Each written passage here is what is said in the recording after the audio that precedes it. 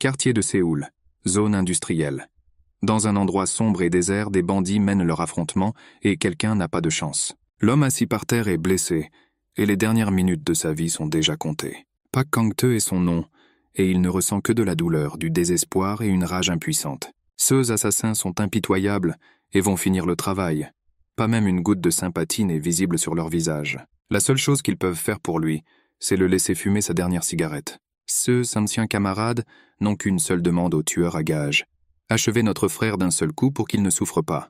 Le tueur demande également pardon à la victime, car ils étaient liés par de nombreuses années de travail dans un groupe de gangsters. Certainement. Après tout, ces salauds ne font que ce qu'on leur ordonne de faire. Rien de personnel. Dans les dernières minutes, toute la vie de Puck défile devant ses yeux. La boxe était tout pour lui. Il avait tous les atouts d'un boxeur, de la taille, du punch et de la qualité d'une star. Au lycée, il était présenté comme un espoir prometteur en boxe. Mais le monde de la boxe est cruel, et il est difficile pour un jeune homme de se contrôler lorsqu'on le provoque. Après l'un des incidents, on lui a dit qu'il ne boxerait plus jamais, et il a été expulsé de l'équipe. Bien sûr, il y avait d'autres moyens, et il aurait pu retourner à la boxe, mais il lui fallait gagner sa vie, ce qui est désormais terminé. Il ne sert à rien de le regretter maintenant. Mais si j'avais au moins une chance, j'aimerais reprendre la boxe. C'est la dernière pensée qui lui traversa la tête. « Kali, Kali, lève-toi! Es-tu mort ?» Des cris inattendus et une rafale de vent frais l'obligèrent à ouvrir les yeux. La réalité l'a beaucoup surpris. Il ne comprenait pas ce qui se passait. Suis-je vraiment mort d'une attaque au couteau? Comment ai-je pu changer autant et pourquoi m'appelle-t-on Kali maintenant? Ce qui se passe, quelques jours plus tard, le groupe d'hommes a annoncé que les perdants du match iraient à la mine, et ceux qui gagneront seront laissés à l'école de boxe. Si vous ne voulez pas aller dans la mine, entraînez-vous comme si c'était votre dernier entraînement de votre vie, leur a dit l'instructeur. Écoutez bien, je vais nommer les binômes dans lesquels vous allez désormais vous unir. Torres et Meros, Undat et Bizan, Kizo et Damien, l'entraîneur a nommé et nommé de plus en plus de nouveaux couples. Kali était jumelé au grand type Slit, qui mesurait une tête de plus que lui et des épaules beaucoup plus larges. Les pairs convoqués désormais disputeront un match qui aura lieu dans une semaine. Avant cela, ils devront s'entraîner dur. Kuli a parfaitement compris que la sélection s'effectuait selon le principe du fort et du faible. Les mines sont un endroit dangereux, où au XXIe siècle de nombreuses personnes meurent d'accidents et de maladies pulmonaires. L'environnement y est terrible. Il faut donc tout faire pour ne pas en arriver là. Il faut gagner à tout prix. À ce moment-là, l'entraîneur a dit à Kali de le suivre pour une conversation importante. Il a dit que le Kala ne serait pas en mesure de rivaliser, et il a suggéré que le maître transfère le Kala à un autre propriétaire. Kali écoute calmement son mentor. Il comprend qu'avec un tel corps, il ne survivra pas au combat, car il n'est pas boxeur. Mais en même temps, il ne survivra pas dans la mine pendant 1 an. D'où sa décision de participer au concours dans une semaine. Instructeur. Surpris par cette décision, car avant cela, Kali ne pouvait que pleurer. Mais Kali est fermement convaincu qu'il participera au concours. Sur le chemin du camp d'entraînement, Kali pense que jusqu'à récemment, il était un gangster nommé Park Kang-tae qui vivait sur Terre. Et maintenant il a eu une seconde chance en tant que garçon nommé Kali, et maintenant il a l'opportunité de reprendre la boxe. Mais c'est un corps fragile, avec des os faibles et une endurance insuffisante, avec des coups faibles. Et pourquoi a-t-il eu une seconde chance avec ce corps, faible et faible? À ce moment-là, son partenaire Slit s'approche de Kali et lui dit qu'il commence à s'entraîner maintenant. Et il porte un coup puissant directement à la mâchoire de Kali. Tout le monde n'aime pas Kali. Le coach l'a pris comme exception parce que le père de Kali était un champion de boxe. C'est ce que tout le monde dit au camp d'entraînement. Mais les autres pensent que ce faible bâtard devrait simplement mourir et ne pas prendre la place de quelqu'un d'autre. À la surprise générale, si avant Kali s'enfuyait simplement, maintenant il tient le coup et est prêt à se battre. Il menace également son énorme adversaire et promet qu'après la compétition il sera emmené à la mine. Un Slit enragé attaque le garçon maigre avec le désir de l'achever d'un seul coup. C'est un énorme point, pense Kali, et avec un tel corps, il est absolument impossible de résister à ce coup. Il semblait que le temps ralentissait et un énorme poing, comme un marteau à vapeur inexorable, se précipita vers Kali, qui ne pouvait pas bouger d'horreur. Mais au dernier moment, l'instinct de l'ancien boxeur s'est réveillé, et son poing s'est envolé à quelques millimètres de la mâchoire du garçon. Cela a surpris de nombreux étudiants, car personne ne s'attendait à cela de la part de Kali. « Oh, espèce de petit rat !» s'exclama Slit en se balançant à nouveau. Cette fois, il a mis toute sa colère dans le coup final. Instantanément, Kali calcula la trajectoire le long de laquelle volait le poing et, d'un mouvement insaisissable, dévia. Portant un coup, L'ennemi s'est ouvert et le poing de Kali s'est écrasé dans le plexus solaire non protégé. Personne ne s'y attendait. Les mâchoires de ceux qui regardaient sont tombées. Mais malheureusement, le prochain coup de Slit toucha la cible et Culey s'étala sur le sol. Les jeunes boxeurs sont partis célébrer leur victoire et ils ont dit que de toute façon personne n'aime ce petit enfant. Kali battu s'est allongé sur le sol et s'est demandé pourquoi il n'avait pas remarqué auparavant que le poids et les muscles ne sont pas la chose la plus importante en boxe et que la coordination et les réflexes sont également très importants. La coordination à humain vous permet de voir chaque grain de sable qui tombe et de suivre son mouvement. Et les réflexes t'aident à esquiver tous les coups. Je ferai tout, pensa le garçon. C'est en mon pouvoir et même plus, mais je n'entrerai pas dans la mine. Je dois gagner. Je dois survivre quel qu'en soit le prix. Il y a 20 ans, il y a eu un soulèvement de gladiateurs blindés si important que même les troupes gouvernementales régulières n'ont pas pu y faire face. Un royaume qui a à peine réprimé une rébellion a ensuite aboli le système dans lequel les esclaves combattaient les gladiateurs avec des épées. À partir de ce moment-là, des maîtres du combat au poing ont commencé à apparaître, capables de détruire l'ennemi uniquement avec leurs poings. Cela a donné au public encore plus de plaisir que les combats sanglants de gladiateurs. Kali a appris tout cela pendant son séjour au camp d'entraînement. Chaque matin, les combattants sortaient s'entraîner sous la direction de leur entraîneur. Surmontant la douleur dans son corps faible, il a essayé de suivre le rythme des autres, malgré le fait que l'entraîneur était prêt à lui faire des concessions. Mais Kali savait que dans cet endroit, si tu n'as pas la force, tu ne survivras pas. Et il a fait de son mieux. Le mentor principal a également remarqué le succès de la formation de Kali et n'a pas pu comprendre ce qui se passait jusqu'à ce qu'il entende une conversation entre deux étudiants sur la façon dont Kali a commencé à montrer ses capacités après avoir été sévèrement battu. Après quoi, il gisait comme mort et les garçons eurent peur et s'enfuirent. Le coach a décidé de surveiller Kali. L'entraînement individuel quotidien était très difficile et développait la force et l'endurance des élèves. Kali devait s'entraîner à égalité avec les étudiants les plus forts et essayer de ne pas leur être inférieur en quoi que ce soit. Mais cet entraînement s'est avéré inefficace pour lui, car avec le corps dont il disposait, il était impossible d'infliger de gros dégâts à l'ennemi. Il a décidé que la meilleure chose pour lui serait de viser parfaitement et de frapper l'ennemi à la mâchoire. Il aura alors une chance de victoire. Le mentor a remarqué que Kali ne s'entraînait pas comme tout le monde, et il était en colère que le garçon ignorait les conseils de combattants expérimentés qui boxaient avant même sa naissance. Tous les combats ici se sont déroulés comme les combats de poids lourds avaient lieu lorsque Kali était boxeuse dans une vie antérieure. Mais avec son corps faible, de telles tactiques ne l'aideront pas maintenant.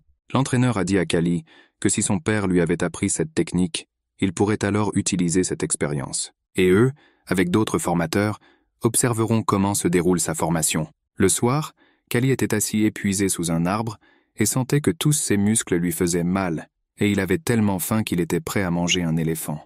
Heureusement, il a remarqué qu'il était assis sous un pommier, et qu'il pouvait désormais satisfaire sa faim. Inaperçue par Kali, une fille s'est approchée de l'arbre qui était remarquablement différente de ces ragamuffins que Kali a vues dans le camp. Elle était habillée comme une noble dame. Elle a dit au garçon de descendre de l'arbre et d'apporter des pommes, parce qu'elle aussi avait faim. « Tu n'es qu'un esclave dans un camp d'entraînement, » dit-elle. « N'oubliez pas que ce jardin appartient à une famille noble, et vous serez puni si vous êtes attrapé ici. »« Est-ce que tu sais qui je suis ?» demanda la jeune fille. « Je suis Azalée Egest. Mon père, le baron Gadolf Egest, est votre maître. Maintenant, dis ton nom d'esclave. » Kali s'est présentée à la fille, et elle a dit qu'elle oublierait cet incident dans le jardin et n'exigerait pas qu'il soit puni parce qu'il lui avait donné une pomme. Eh bien, s'il se fait reprendre, il ne pourra pas éviter la punition. Alors il ferait mieux de sortir d'ici rapidement. Kali a profité de l'occasion et s'est enfui, et la fille a pensé qu'il était trop faible pour la boxe. Kali continue de s'entraîner selon son système et connaît déjà un certain succès. Cela commence à inquiéter son adversaire Slit, car il se souvient de la façon dont Kali l'a combattu. Profitant du fait que les dresseurs ont quitté le site, il veut s'occuper de Kali et montrer à tout le monde qui est le plus fort ici. « Je vais le frapper au visage du premier coup », pensa Slit, puis je l'étalerai au sol. Anticipant des représailles rapides, Slit s'est approché trop près de Kali et a soudainement reçu un violent coup à la mâchoire. Kali a été très surpris et a dit qu'il s'entraînait juste et qu'il n'avait même pas remarqué comment le voyou s'était approché de lui, donc le coup était complètement accidentel. Slit n'avait d'autre choix que de faire demi-tour et de partir. Kali connaissait très bien des canailles comme Slit. Quand, dans une vie antérieure, il était un gangster, il se jetait toujours sur les faibles pour montrer leur force et il devait les repousser durement. Cependant, d'autres boxeurs remarquant cet incident se sont rendus compte que, Ce n'était pas un hasard si Sleet avait reçu un tel coup. Et bien que Sleet ait prétendu que rien ne s'était passé, les autres étudiants ont remarqué que Callie avait beaucoup changé et était devenue beaucoup plus forte et déterminée. Ils ont vu cette détermination dans les yeux de Callie, qui ne pleurait plus mais entrait dans la bataille. Même Torres, l'un des combattants les plus forts, a prêté attention au succès de Callie. Mais tout cela n'a fait que faire rire Sleet, qui était sûr qu'après le combat avec lui, Callie finirait dans la mine. Dans le manoir, le baron a discuté des préparatifs du match avec les entraîneurs et était satisfait de la façon dont tout se déroulait. L'entraîneur a décrit Torres comme un combattant agressif et expérimenté avec un bon équilibre entre force et agilité, qui peut prétendre au titre de champion. Malheureusement, dit le baron, la popularité de notre centre de formation est en baisse et nous avons même dû envoyer certains esclaves dans les mines en raison de problèmes financiers. C'est pourquoi je veux, poursuivit le baron, inviter les roturiers au match et même leur payer de l'argent. Ils apprécieront probablement un bon combat. L'entraîneur-chef ne s'est pas opposé à son propriétaire, mais a estimé que, tout d'abord, l'école perdait en popularité en raison du fait que son propriétaire était trop gourmand. Le baron Egest dirige l'école depuis plus de 15 ans. Si au cours des 5 premières années, il prenait soin de combattants expérimentés et traitait chaque personne avec soin, puis au cours des 10 années suivantes, il les a forcés à trop s'entraîner et à se battre, et ils sont tous morts. Il a reçu beaucoup d'argent de son école, mais n'a pas investi dans le développement et l'a dépensé selon les caprices de sa famille. Mais l'entraîneur est resté silencieux à ce sujet. Azalea a soudainement exprimé le désir de regarder ce match aussi, même si elle considérait auparavant ses combats comme barbares. L'entraîneur et son père ont essayé de l'en dissuader, car ce serait un spectacle trop cruel pour une si jeune femme. Mais Azalea a tenu bon parce qu'au fond de son cœur, elle voulait vraiment voir comment ce garçon Callie, qu'elle avait rencontré dans le jardin, se battrait. Le jour du combat, tout était prêt. Le ring, les tribunes étaient remplies de monde. Tout le monde attendait un match intéressant. Il est temps pour Callie d'entrer dans l'arène et de montrer ce qu'il peut faire. La foule a acclamé le premier vainqueur, Torres, qui a rapidement éliminé son adversaire. Et maintenant l'heure est venue de la bataille entre Sleet et Callie. Il semblerait que tout le monde aurait pu prédire l'issue de cette bataille. Azalea ne comprenait pas comment un garçon aussi fragile pouvait combattre un énorme combattant musclé. L'anxiété s'est glissée dans son cœur. L'entraîneur était du même avis, qui pensait que pour gagner, il fallait une excellente forme physique, car elle seule donne la force nécessaire pour frapper. Les combattants sont entrés sur le ring, et Sleet a immédiatement conseillé à Callie d'abandonner rapidement. Sinon, s'il se battait avec lui, Callie n'aurait jamais de santé. Si tes capacités étaient aussi bonnes que ta bouche, tu serais déjà devenu un champion. Callie lui répondit et se prépara au combat. Mais quand même, Callie a compris que la différence de forme physique était trop grave et que son adversaire n'avait pratiquement aucune vulnérabilité. Afin de porter un coup décisif à la mâchoire de Callie, il fallait faire 2 choses. La première était de forcer l'ennemi à se plier, mais Callie n'eut pas le temps de finir sa réflexion lorsque l'ennemi attaqua, et la seule chose que Callie pouvait faire était d'esquiver les coups et de s'enfuir. Les gens dans les tribunes étaient très mécontents de ne pas avoir vu la vraie bataille, et la poursuite du chalage se déroulait sous leurs yeux. Mais ensuite l'inattendu s'est produit. À la poursuite de Callie, Sleet était plus fatigué que s'il l'avait simplement attaqué au combat. Cependant, il restait toujours un adversaire puissant et fort, et un coup terrible qui frappa Callie et lui cassa plusieurs côtes le jeta au sol. Le public du stade a explosé de joie. S'attendant à des représailles imminentes contre un adversaire faible, le juge a commencé à compter 10-9-8.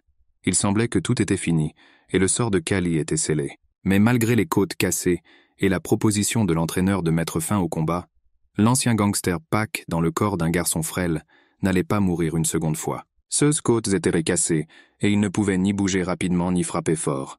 Cependant, il a réussi à esquiver un poing lourd qui lui frappait directement le visage, et frappait instantanément la mâchoire non protégée de l'ennemi. Tout cela s'est produit en quelques secondes, et personne n'a même remarqué comment il avait fait. La neige fondue est tombée au sol, comme si elle avait été renversée, et l'arbitre a commencé son compte à rebours 10-9-8. Callie est déclarée gagnante. Le juge a crié et a levé son drapeau. Comment cela pourrait-il arriver? Ce qui s'est passé? On n'a rien compris. Les spectateurs dans les tribunes étaient perplexes. Et le vainqueur, à ce moment-là, s'est promis qu'il ne gâcherait pas sa seconde vie, comme il a gâché la première. Une semaine plus tard, les marchands d'esclaves arrivèrent et la moitié des élèves de l'école furent envoyés dans les mines. Maintenant, il ne restait plus que 10 personnes sur le terrain d'entraînement, et le centre d'entraînement était calme. Callie a été amené au manoir d'Egest enchaîné, tout comme la manière de diriger les esclaves. Pour la première fois, il est venu dans cette maison et a tout regardé avec intérêt. Callie a été amené à la demande d'Azalea. qui l'attendait dans sa chambre avec une tasse de thé. Lorsque la fille fut seule avec Callie, elle lui offrit des fruits puis commença à parler de ceux qu'elle attendait de lui. Elle a commencé la conversation de loin, et Callie ne pouvait pas comprendre où elle menait. Elle a dit qu'elle était impressionnée par le combat et comment elle l'avait gagné d'un seul coup.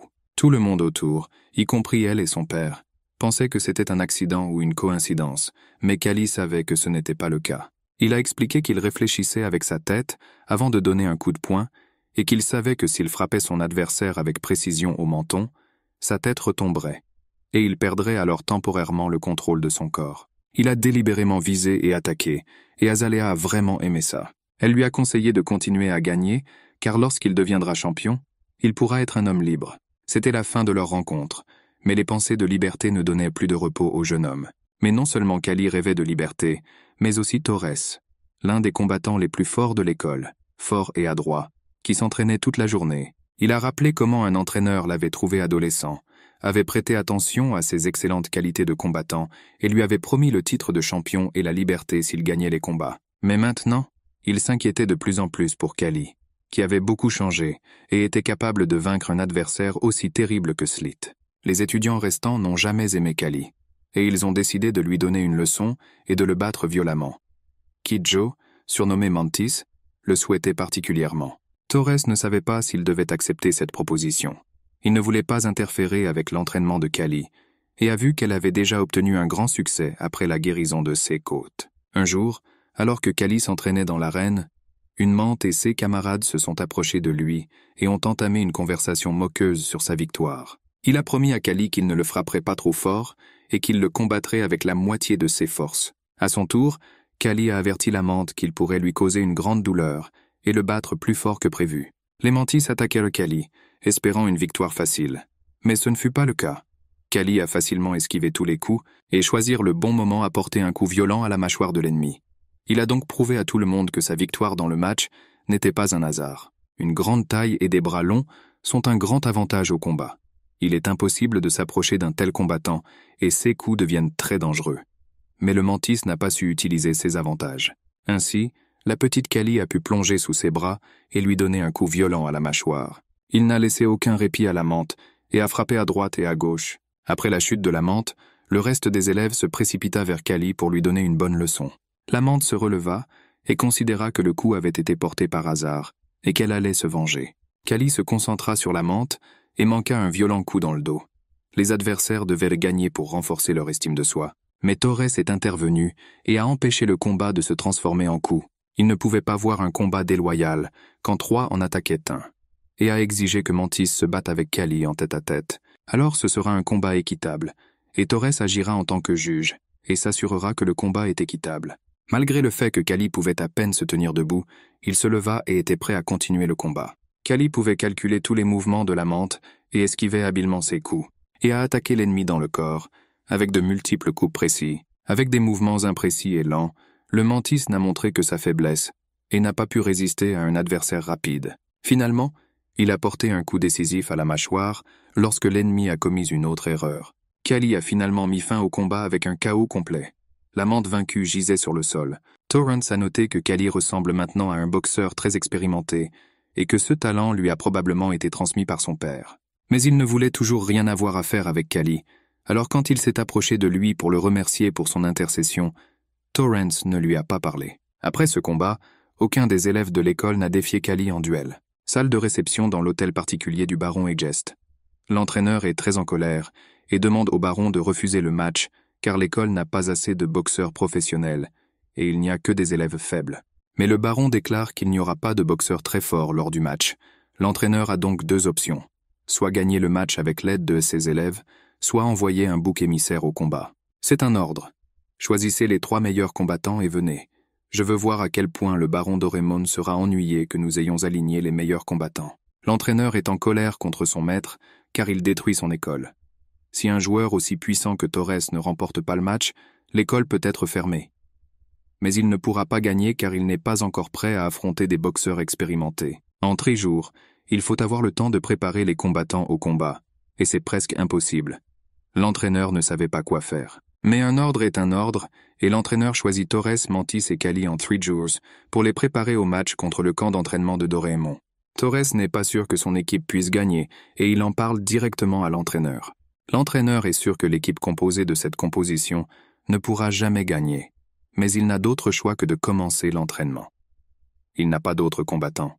L'entraîneur met Torres en combat avec tous les professeurs de l'école et lui ordonne de s'entraîner tous les 3 jours avec un dévouement total. Mantis doit faire face à sa peur s'il veut tenir bon dans le match, et l'entraîneur de Kali ne peut rien offrir, car il ne sait pas comment l'entraîner et ne l'a choisi que pour son dernier combat. Donc Kali doit décider lui-même comment s'entraîner. L'entraîneur dit à Torres que même si ses adversaires sont des combattants expérimentés, ce sont les mêmes personnes et tombent également sous les coups. Vous devez vous sentir vainqueur, même lorsque vos jambes cèdent à cause de la fatigue. La tâche principale d'un combattant est de convaincre l'ennemi qu'il combat un monstre immortel. Partant faire une pause, Torres remarque Kali qui s'entraîne seul sur le terrain. Kali explique que dans 3 jours, vous ne développerez toujours pas de muscles. Il est donc préférable d'entraîner vos réflexes. Alors il a demandé à son partenaire de lui jeter des pierres, esquiver les pierres. Kali entraîne ses muscles, ses jambes et ses réflexes, et il s'agit d'une toute nouvelle méthode d'entraînement que personne ne connaissait encore. Dans la soirée, des combattants de l'école de Doremon sont arrivés. Des combattants adultes en bonne santé et entraînés. Ils ont immédiatement commencé à montrer leur force et à tabasser les élèves. Cela n'a pas abouti à des blessures graves, cela s'est limité à des contusions et des contusions. Mais les élèves de l'école d'Egest ont eu très peur. Et ils ont arrêté de croire qu'ils pouvaient gagner. L'entraîneur a dû rétablir l'ordre d'une main forte, car de telles humeurs de panique pouvaient affecter le moral. L'entraîneur a compris que si son équipe perdait, l'école serait fermée, et ce serait un désastre pour lui et ses joueurs. Kali a regardé tout cela, et a pensé que la bataille à venir serait intéressante pour les citadins. Mais le baron Egest est surtout intéressé par la victoire, car la défaite nuira à son honneur. Il s'agit d'une bataille entre 2 écoles de formation, dont chacune était célèbre pour ses grandes victoires et ses grands champions. Désormais, l'une d'elles devra disparaître si elle perd cette bataille. Après 3 jours, un ring a été installé dans l'arène. Les juges étaient assis, des tribunes ont été construites, remplies d'une foule immense. Tout le monde était intéressé par le match à venir, et tout le monde attendait des combats passionnants. L'entraîneur a donné les dernières instructions à ses combattants, et leur a conseillé de lever 2 doigts, s'ils sentent qu'ils perdent. Il vaut mieux être vaincu que devenir handicapé. Mantis fut le premier à participer à la bataille. Il avait très peur et n'était pas sûr de pouvoir gagner. Kali lui a crié de ne pas s'approcher de son adversaire. « Tu es un idiot » s'exclama la menthe. « En boxe, il faut être proches les uns des autres pour frapper. » Ce conseil l'a encore plus irrité. L'école du baron Doremon a présenté un 14 fois champion, un combattant fort et mature doté d'énormes muscles. La menthe a décidé que sa dernière heure était venue et qu'il ne pourrait jamais vaincre un adversaire aussi redoutable. « Votre combattant est trop jeune. » Son concurrent Doremon s'adresse au baron Egest. Ce foutu entraîneur pensait qu'Egest ne pouvait pas aligner un combattant plus puissant, et a dit à haute voix que le combat n'avait pas encore commencé. Puis le gong a retenti, et l'ennemi a immédiatement attaqué la menthe effrayée. L'attaque a été rapide et puissante. La menthe avait du mal à esquiver la grêle de coups qui pleuvait sur lui, et il lui sembla qu'un boulet de canon passait devant lui. Les tribunes étaient mécontentes du fait qu'elles n'avaient pas vu la vraie bataille, et ont exigé que la menthe religieuse ne se détourne pas, mais rejoigne la bataille. Mantis a été distrait par les cris des tribunes, et a raté un coup puissant au corps. Ce coup lui a fait perdre tout l'air de ses poumons, et il est tombé presque inconscient. L'ennemi a déjà célébré la victoire. L'arbitre a commencé le compte à rebours. 10, 9, 8, et la menthe n'a pas pu se lever et se battre. Sa conscience est devenue brumeuse. S'il a perdu le combat, et n'a pas porté le moindre coup sur son adversaire, et a quitté l'école d'entraînement ignominieusement, cela a amené Kicho à se lever, à la grande surprise de son adversaire. Et puis Mantis s'est souvenu de la façon dont l'entraîneur lui avait expliqué pourquoi il avait perdu lorsqu'il s'était battu avec Kali. L'entraîneur lui a dit que bien que Mantis ait des avantages tels qu'une grande taille et des bras longs, il ne sait pas comment l'utiliser. Et Kali a parfaitement compris ses faiblesses et a donc gagné. Soyez toujours calme, n'ayez pas peur. Ne laissez pas votre adversaire s'approcher. Interceptez l'adversaire attaquant et frappez avec vos bras longs. Alors vous réussirez. La menthe religieuse l'a fait et a porté un coup puissant directement à la mâchoire du combattant. Une forte joie et un sentiment de victoire s'emparèrent de la menthe. Il se sentait jubilatoire et ravi d'avoir pu se dépasser et profiter de ses avantages. Les tribunes étaient ravies ou applaudissaient au coup merveilleux inattendu et à la capacité du combattant à se battre. Tout le monde a noté que le style de combat de Kicho est très similaire à la position d'une menthe religieuse lorsqu'elle entre dans un combat. L'adversaire de Keach pensait qu'il serait très difficile de frapper et de s'approcher de la menthe. Se balançant, il était sur le point de porter le coup décisif final, car il n'avait plus la force de se battre depuis longtemps. Mais Quichot parvint à esquiver. Voyant que l'ennemi s'était ouvert lors de l'attaque, Mantis put en profiter et frapper à nouveau. L'arbitre a déclaré la menthe vainqueur, car le deuxième combattant était profondément assommé et ne pouvait pas se relever. La joie du baron Egest était orageuse et réelle. Il ne s'attendait pas à ce que ses combattants fassent preuve d'une telle habileté. Les prochaines batailles doivent aussi être gagnées. Si vous perdez, alors tout le monde ira aux mines et y mourra. Le baron a trahi l'entraîneur et les combattants. Torres a été le deuxième à entrer dans la bataille, et son adversaire Molga était plusieurs niveaux plus haut et plus fort. La bataille commença, et Torres attaqua rapidement l'ennemi. Molga a vaincu des combattants forts et forts 18 fois, et n'a donné aucune pitié à personne. Mais Torrance n'a pas prêté attention au fait que l'ennemi était plus expérimenté, plus fort et plus sanguinaire que lui, mais l'a simplement combattu de toutes ses forces. Grâce à son attaque féroce, il a réussi à vaincre la défense de son adversaire et à lui porter un coup puissant. Les spectateurs dans les tribunes hurlèrent de joie. Ils n'avaient pas vu un combat aussi magnifique depuis longtemps et encouragèrent les deux boxeurs avec des cris de joie. À son grand regret, Molga n'a rien pu faire pour contrer l'attaque frénétique du jeune Torres et l'un des coups l'a renversé. Il ne pouvait plus se relever. L'arbitre termina son décompte et Torres fut déclaré vainqueur. Maintenant, tout dépendait de la capacité de Kali à rassembler toutes ses compétences et à gagner. Déterminé à arracher la victoire à tout prix, Kali entre sur le ring. Son adversaire était Barito, 11 fois champion des poids lourds. Il y eut des rires parmi les spectateurs dans les tribunes et dans la loge lorsque Kali entra sur le ring. De nombreux spectateurs avaient des enfants plus grands que ceux combattants. J'attendais le combat avec impatience, et Azalea, la fille du baron, avait déjà admis qu'elle était venue uniquement parce qu'elle voulait voir le combat auquel Kali participerait. Le baron d'Orémont était sûr qu'un combattant de son école gagnerait ce combat, et son humeur s'est grandement améliorée. Barito était très rapide et dangereux, comme Kali s'en rendit immédiatement compte. Il pouvait facilement bloquer tous ses coups, et s'il frappait Kali, il l'assommerait immédiatement. Kali n'avait donc d'autre choix que d'esquiver les coups et d'essayer de trouver un point faible chez son adversaire. Kali s'est déplacé si rapidement autour du ring que Barito n'a pas pu porter le coup final. Le baron d'Orémont frappa avec colère son poing sur l'accoudoir de sa chaise. Il était sûr que son combattant gagnerait instantanément. Mais le combat s'éternisa en raison de l'habileté de Kali. Alizia a vu que Kali était très différente de n'importe quel autre combattant et lui a demandé mentalement de le montrer à tout le monde. Pendant le combat, Kali a analysé les mouvements de l'ennemi et a vu qu'il frappait toujours avec sa main droite et n'utilisait pas du tout sa main gauche. Il savait qu'il devait analyser le système de coups porté par l'ennemi et observer ses mouvements. Voir le mouvement de sa tête, de ses bras, de son corps. Voyez comment il prépare une attaque et trouver son point faible à ce moment. Et même si Kali n'était pas sûr que lui, habité dans ce corps fragile, serait capable de porter un coup très fort. Mais son expérience, ses ressentis et sa vision de la bataille lui donnaient confiance dans la victoire. C'est ainsi que Kali, ayant senti le point faible de l'ennemi, se glissa sous sa main levée et le frappa à la tête. Je ne laisserai pas mon adversaire reprendre ses esprits tout de suite. Il a porté un deuxième coup encore plus fort que le premier. Tous ceux qui ont vu ce combat ont été étonnés qu'un jeune homme fragile, pratiquement un enfant, soit capable de se battre avec un combattant expérimenté. Barito ne comprenait pas comment ce garçon avait pu le renverser et lui infliger des coups aussi violents. En même temps, Kali suppliait mentalement Barito d'abandonner, car sa main droite était déjà très gravement blessée par des coups aussi violents et ne fonctionnait pas bien.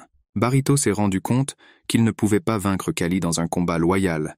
Il a pris une poignée de ceintes du ring et l'a jetée directement dans les yeux de Kali dans l'espoir de l'aveugler puis de le détruire. Azalea a crié en voyant une telle arnaque, et le baron d'Orémon était très satisfait de l'ingéniosité de son combattant. Kali était pratiquement aveugle, et cela a aidé le Barito à porter un coup puissant. Mais Kali se leva avec ses dernières forces et était de nouveau prêt à continuer le combat. Maintenant, vous avez terminé. Le boxeur en colère a rugi et a attaqué le jeune homme dans le but d'en finir pour toujours. Je dois rester calme. Kali s'est dit mentalement que je ne peux pas paniquer ou je vais mourir. J'ai déjà complètement fini l'analyse du combat. Il commence toujours par la main droite. Et Kali interrompit l'attaque du Baritine qui se précipitait sur lui d'un coup puissant, qu'il délivra en se baissant sous sa main droite. Le Barito ne pouvait plus se relever et tomba inconscient sur le terrain du ring. Kali est devenue la gagnante devant les cris de joie de la foule, qui ne s'attendait pas à un tel résultat, et au fait que le match serait si intéressant. Azalea était émerveillée et ne regrettait pas du tout d'être venue voir ce match, et son intérêt a augmenté. L'entraîneur ne pouvait pas croire que leur école était la gagnante. Le baron Gadalf a célébré l'événement avec une célébration à l'école et a nourri les élèves avec de délicieux plats. 2 mois plus tard, l'automne est arrivé et la saison des récoltes est arrivée. Les élèves de l'école ont collecté des pommes de terre et d'autres légumes dans les champs afin de les apporter à l'école. Beaucoup de gens n'aimèrent pas cela, mais Culey a suggéré que déplacer des boîtes de pommes de terre devrait être considéré comme un entraînement de force. Le corps de Callie a subi de nombreux changements. Elle est devenue beaucoup plus grande et plus forte. Les paysans ont demandé s'il y aurait des boxeurs aux fêtes des récoltes du duc de Westley, mais les disciples n'ont pas été autorisés à assister à cette fête. Le point fort de ce festival était la boxe. Le baron Egest était un parent du duc qui organisait cette fête. L'école de Dorémon et Egesta concourait sous le parrainage du duc, mais les étudiants ne pouvaient pas participer aux batailles. Il faudra attendre une année entière pour participer au combat du festival, pensa Callie. Mais l'année a passé très vite.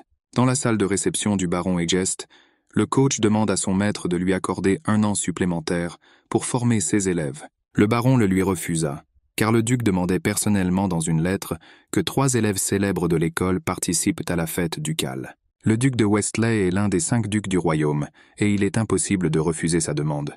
Tous les invités doivent arriver au palais du duc après-demain.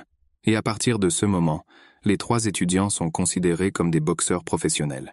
Désormais, les 3 combattants portent une marque indiquant qu'ils appartiennent à l'école du baron Egest. Sur le chemin du palais du duc, Azalea a parlé à Callie et lui a conseillé de montrer tout ce qu'il pouvait faire au festival. Callie ne cessait de se souvenir de cette conversation en chemin et le beau visage de la jeune fille se tenait devant ses yeux. La nuit tomba et les voyageurs décidèrent de faire une halte pour se reposer puis repartir. Azalea était fatiguée et a décidé qu'il était temps pour elle de dormir et son père est sorti pour parler aux gardes. Malgré le fait que les gardes aient dit au baron qu'à cette époque de nombreux voleurs rôdèrent sur les routes et qu'il devait se déplacer rapidement. Le baron a insisté pour qu'il s'arrête. Dans les buissons, les boxeurs ont entendu des bruissements, et Callie a dit au baron qu'il devait repartir d'ici. Le baron lui conseilla avec colère de s'occuper de ses affaires, et en même temps une lance pointue transperça la tête du chevalier qui les gardait. Le détachement du baron a été attaqué par des inconnus et a dû se battre. La pluie de flèches a progressivement diminué, et une bande a sauté des buissons. Il y avait beaucoup de voleurs et leurs intentions étaient très sérieuses. Callie a demandé à l'entraîneur de leur retirer les chaînes car il y avait trop de bandits et trop peu de gardes, et les boxeurs pourraient aider dans la bataille. L'entraîneur a vu la gravité de la situation et a immédiatement relâché les boxeurs et leur a dit que la protection du baron et de sa fille était leur première priorité. Un des bandits a crié « Je l'ai trouvé et j'ai attaqué les boxeurs ». Une énorme épée brillait au clair de lune, mais Callie réussit à esquiver l'épée et son coup. Le voleur a volé sur le côté et les boxeurs ont couru. Callie a couru de toutes ses forces pour protéger Azalea. Les gardes gardèrent le baron et l'emmenèrent dans un endroit sûr. Le baron a crié à Callie que sa fille était dans la voiture et Callie s'y est précipitée. Mais il a été rattrapé par un autre voleur qui s'est également précipité vers la voiture en voulant y trouver de l'argent et des bijoux. Il n'a pas été possible d'arrêter le bandit. C'était un scélérat fort et adroit qui était capable de faire reculer Callie de quelques pas. Et puis le bandit ouvre la porte du carrosse et aperçoit Azalea, effrayée et tremblante. Attrapant la jeune fille, le bandit facilement, comme s'il ne sentait pas le poids du captif, courut avec elle dans une direction inconnue. Le baron East a crié de désespoir et Callie a couru après le ravisseur et a promis à son père qu'il lui rendrait sa fille. La poursuite s'est arrêtée sur une falaise, au bas de laquelle coulait une rivière tumultueuse. Il n'y avait nulle part où courir plus loin. Ensuite, le bandit a posé son captif au sol, a sorti son épée et a dit à Callie qu'il ressemblait à un esclave et qu'il aimerait rejoindre les bandits. Dans une vie antérieure, Callie avait déjà emprunté cette voie et il rejetait avec indignation toute tentative de redevenir un gangster. « Alors vous avez terminé !» s'est exclamé son adversaire et a agité son épée. En se basant sur les mouvements du bandit et la façon dont il maniait son épée, Callie réalisa qu'il s'agissait d'un ancien gladiateur. « Je suis un gladiateur et j'ai 42 victoires !» s'est exclamé le bandit et a attaqué le jeune homme. Avec un adversaire aussi expérimenté et armé, Callie était voué à la défaite. Alors il a simplement esquivé le ballon, s'est glissé sous le bras du bandit, a attrapé Azalea dans ses bras et a couru aussi vite qu'il le pouvait. Il n'avait d'autre choix que de sauter dans la rivière Stormy et de nager avec son fardeau. Les fugitifs débarquèrent et trouvèrent une petite grotte dans laquelle ils pourraient se cacher des poursuites. Callie a déguisé la sortie. Azalea était si froide et mouillée qu'elle supplia son compagnon d'allumer un feu. Mais cela était impossible à faire, car toutes les branches étaient mouillées, et en plus, les voleurs pouvaient les retrouver grâce au feu. Azalea frissonnait encore de froid dans ses vêtements mouillés, et la seule façon que Kali voyait pour se réchauffer était d'enlever ses vêtements et de les sécher. Avec des vêtements mouillés, vous pourriez attraper un gros rhume et même mourir. La proposition de se déshabiller a mis Azalea tellement en colère qu'elle a même oublié pendant 1 minute à quel point elle avait froid. Comment une aristocrate peut-elle se déshabiller devant son esclave? Mais Kali lui expliqua que c'était une précaution nécessaire, qu'il se détournerait et ne la regarderait pas. Et si elle tombe malade et meurt, alors son père le tuera. Azalea suivit les conseils de Kali. Elle ôta ses vêtements et les étala sur les pierres pour les faire sécher, mais elle ne se sentit pas plus chaude. Un fort tremblement secoua la jeune fille. Kali frissonnait également de froid et comprenait qu'il ne tiendrait pas si longtemps. Il n'y avait que 2 options. Soit commencer à bouger activement, soit s'embrasser et se réchauffer avec leur corps. Le jeune homme et la jeune fille n'avaient pas la force de bouger. Alors ils se sont embrassés et sont restés assis toute la nuit à se réchauffer. Le matin arriva et Kali et son compagnon partirent au camp. Leurs vêtements étaient secs et ils n'avaient plus peur du froid. Ils devaient remonter le courant, mais Azalea avait très peur de rencontrer des bandits. Ce à quoi Kali a dit qu'il fallait compter sur la chance et avancer. Azalea marchait le long de la route et pensait que Kali était un mystère pour elle. Il ne se comporte pas comme les esclaves se comportent habituellement.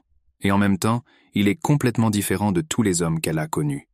D'un côté, il est encore un garçon et de l'autre, un homme adulte. Mais avec lui, je me sens simple et à l'aise, et j'aime être avec lui, pensa Azalea.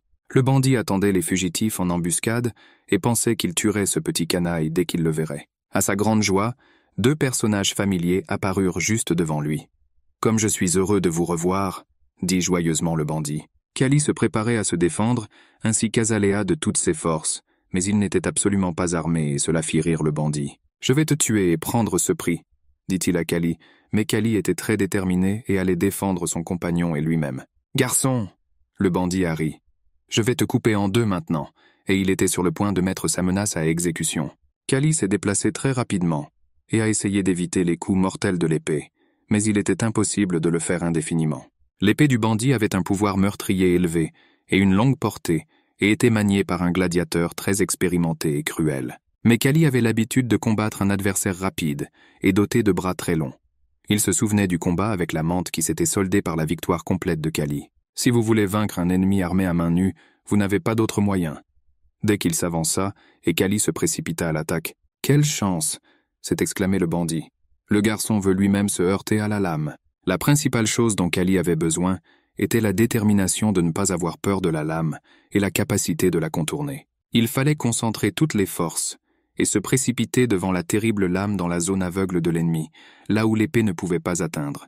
Et c'est exactement ce que Kali a fait. Et son poing attaqua la mâchoire du bandit avec une force écrasante. À cause du coup qu'il a reçu, le bandit a perdu l'équilibre et s'est envolé loin sur le côté, laissant tomber son épée. Kali tomba au sol, épuisé.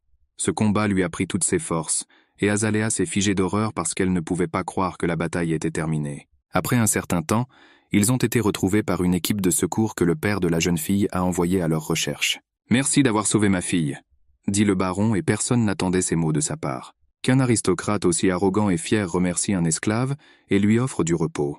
Cela n'est jamais arrivé. Le baron a demandé comment un Kali non armé pouvait vaincre le gladiateur, et s'il avait un secret qui l'aiderait à gagner des batailles. « J'ai l'air faible », répondit Kali, et tous mes adversaires me sous-estiment. Et finalement, le soir, alors que le soleil se couchait, toute la compagnie arriva au château du duc Westley. Le duc de Westley a accueilli avec joie le baron nouvellement arrivé. Et sa fille, il constata que leur voyage durait trop longtemps, et que le baron et sa famille attendaient déjà leurs chers invités. « Chère Azalea », a poursuivi le duc, « tu as tellement grandi et tu es devenue comme ta mère, et c'était une vraie dame. » Parmi les serviteurs d'Azalea se trouvait Kali.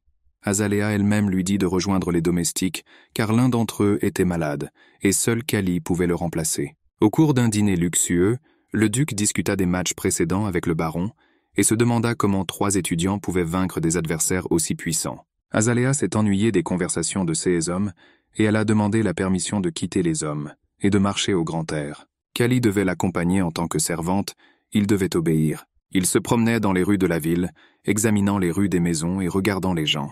Azalea avait l'air très malheureuse, et a admis à Kali que son père lui cherchait un mari depuis longtemps, et qu'elle ne voulait absolument pas se marier si jeune et s'attacher les pieds et les mains. Azalea a demandé à Kali ce qu'il en pensait, ce à quoi Kali a répondu que personne n'était intéressé par son opinion. Azalea a acheté 2 bonbons et les a donnés à Kali parce qu'elle pensait qu'il n'avait jamais essayé de bonbons de sa vie. Oui, à partir du moment où Kali s'est retrouvé dans ce monde, il n'a rien mangé de sucré à part des fruits.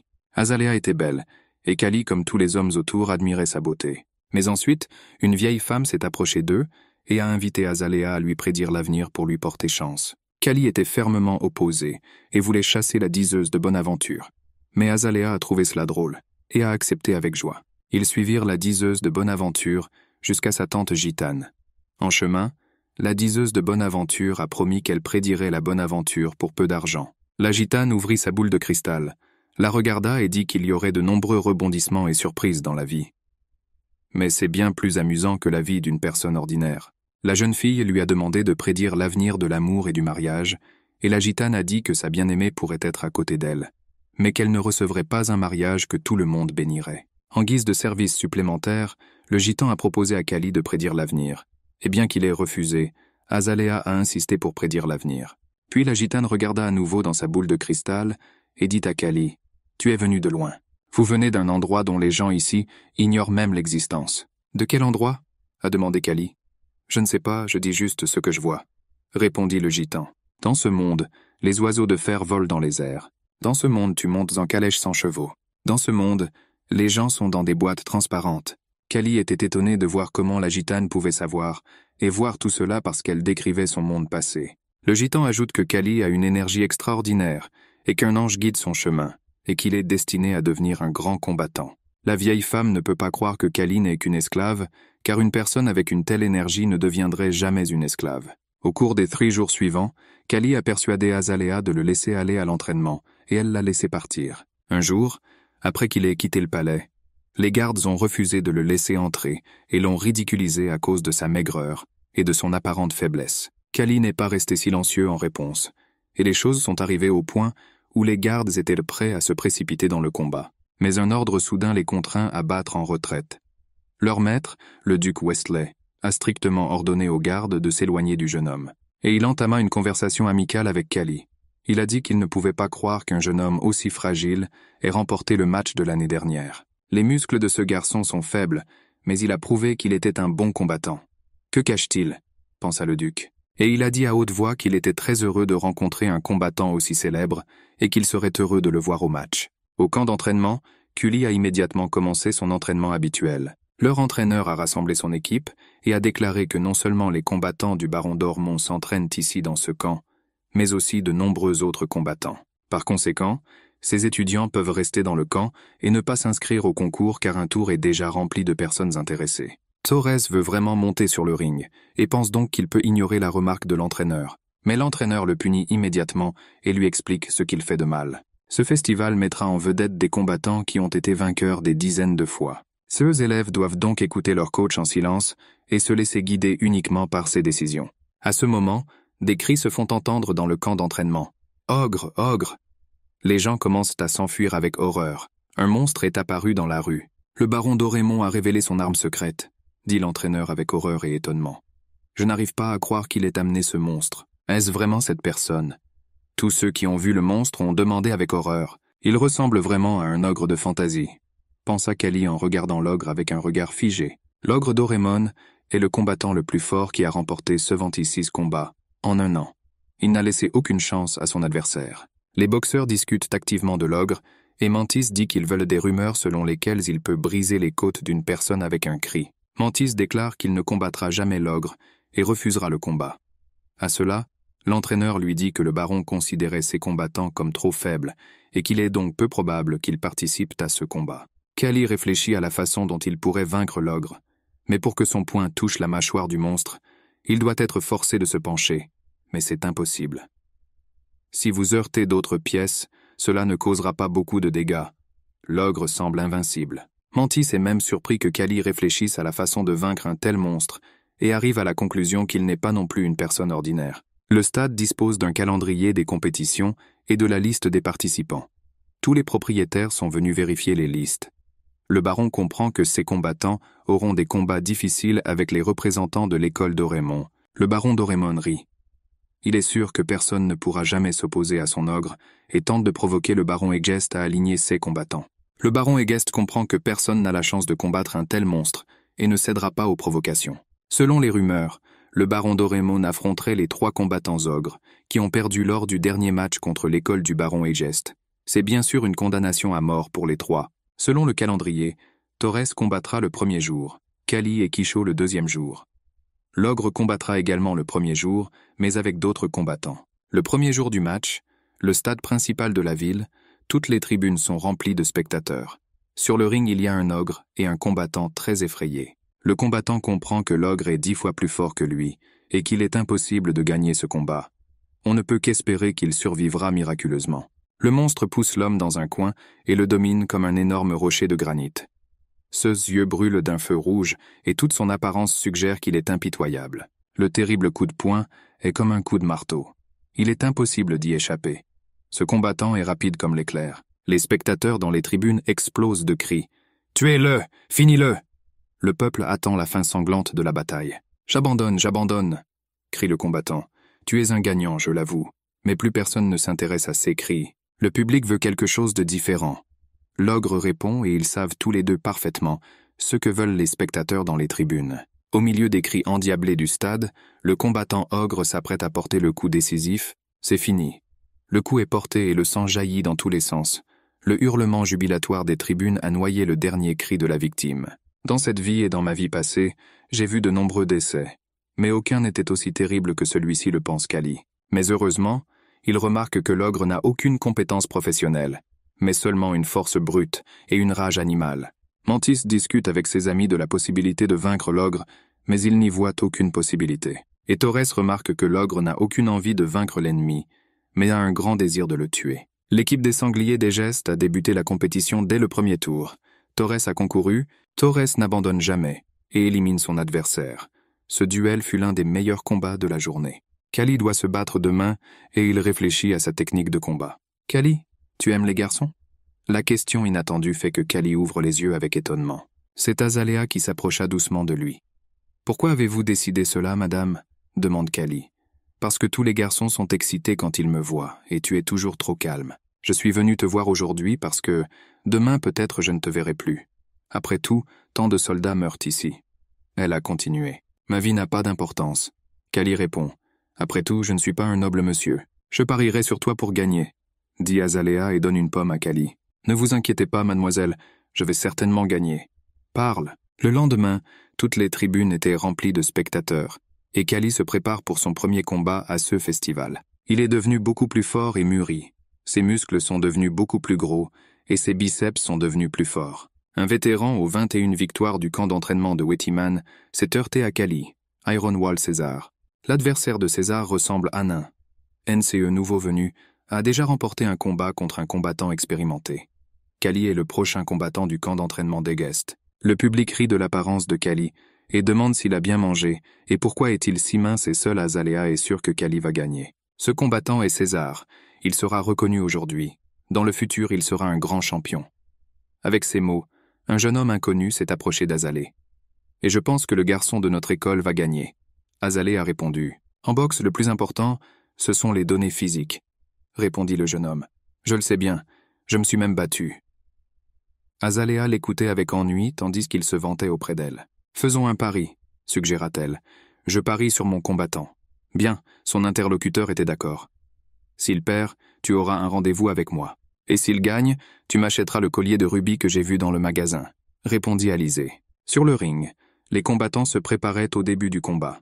César a déclaré qu'il ne ressentait aucune haine personnelle envers Kali, qu'il le vaincrait facilement et laisserait Kali blâmer son entraîneur de l'avoir mis dans ce combat. Kali a répondu qu'il n'était pas nécessaire de remuer la langue et que le combat montrerait qui vaincra qui, et s'est levé. César a attaqué son adversaire avec le désir de l'assommer du premier coup, mais Kali esquiva adroitement ses coups. Analysez les techniques de combat. Il a des muscles de fer et une peau très épaisse, et si vous le frappez à la mâchoire, il ne se sentira peut-être même pas. César a tenté de s'engager dans un combat rapproché. Mais Kali esquiva facilement et para ses coups. César sentait qu'il commençait déjà à être fatigué, et espérait que l'ennemi était tout aussi fatigué, et ne pourrait bientôt plus échapper à ses coups si vite. Le jeune homme inconnu était déjà complètement confiant dans sa victoire, Mais le spectateur expérimenté ne le pense pas. Kali est simultanément à droite et à gauche et au-dessus et en dessous, et réagit instantanément aux dangers et aux attaques en réponse. Est-ce vraiment le combattant qui a renversé le joueur le plus fort, le baron d'Aurémont? On dit qu'il l'a vaincu les yeux fermés. Est-ce vrai? Azalea était assise avec un visage calme, il semblait même qu'elle s'ennuyait, mais dans son cœur elle chantait de joie. À ce moment sur le ring, César espérait assommer son adversaire d'un seul coup, et Kali voulait épuiser l'ennemi et lui porter un coup décisif au bon moment. Finalement, César perdit le reste de son endurance, et Kali réalisa qu'il ne devait pas rater cette opportunité. Après avoir percé la défense de l'ennemi, il le frappa au corps, ce qui lui fit briser les côtes. L'entraîneur, observant la bataille, a remarqué que le coup porté par Kali était excellent, car il utilisait la puissance musculaire qu'il avait développée avec son entraînement. Il ne s'agit plus de l'attaque d'un combattant faible qui utilise le poids et la force de l'ennemi. Maintenant, Kali frappe avec sa force pure. Les coups de Kali étaient précis et forts, et César ne pouvait rien leur opposer. L'épaisse armure musculaire de César fut détruite sous les coups de Kali. Des coups violents ont frappé son corps, son dos, sa tête. C'était comme frapper comme beaucoup de flèches qui touchèrent la cible. Et avec le dernier coup puissant, Kali a envoyé son adversaire dans un profond chaos. César était allongé par terre. L'arbitre comptait. Mais César n'arrivait plus à se relever. Incroyablement, il a gagné ce combat et le stade a accueilli le champion. « J'attends le collier que tu m'as perdu », dit joyeusement Azalea. « C'est mon boxeur, j'ai pris soin de lui, je l'ai élevé. » Le baron Egeste s'est réjoui. Kali se tourna vers la loge dans laquelle étaient assis le baron et sa fille et fit un geste qui signifiait sa gratitude. Le baron décida de lui consacrer cela en tant que maître, mais Azalea savait à qui était destinée cette gratitude.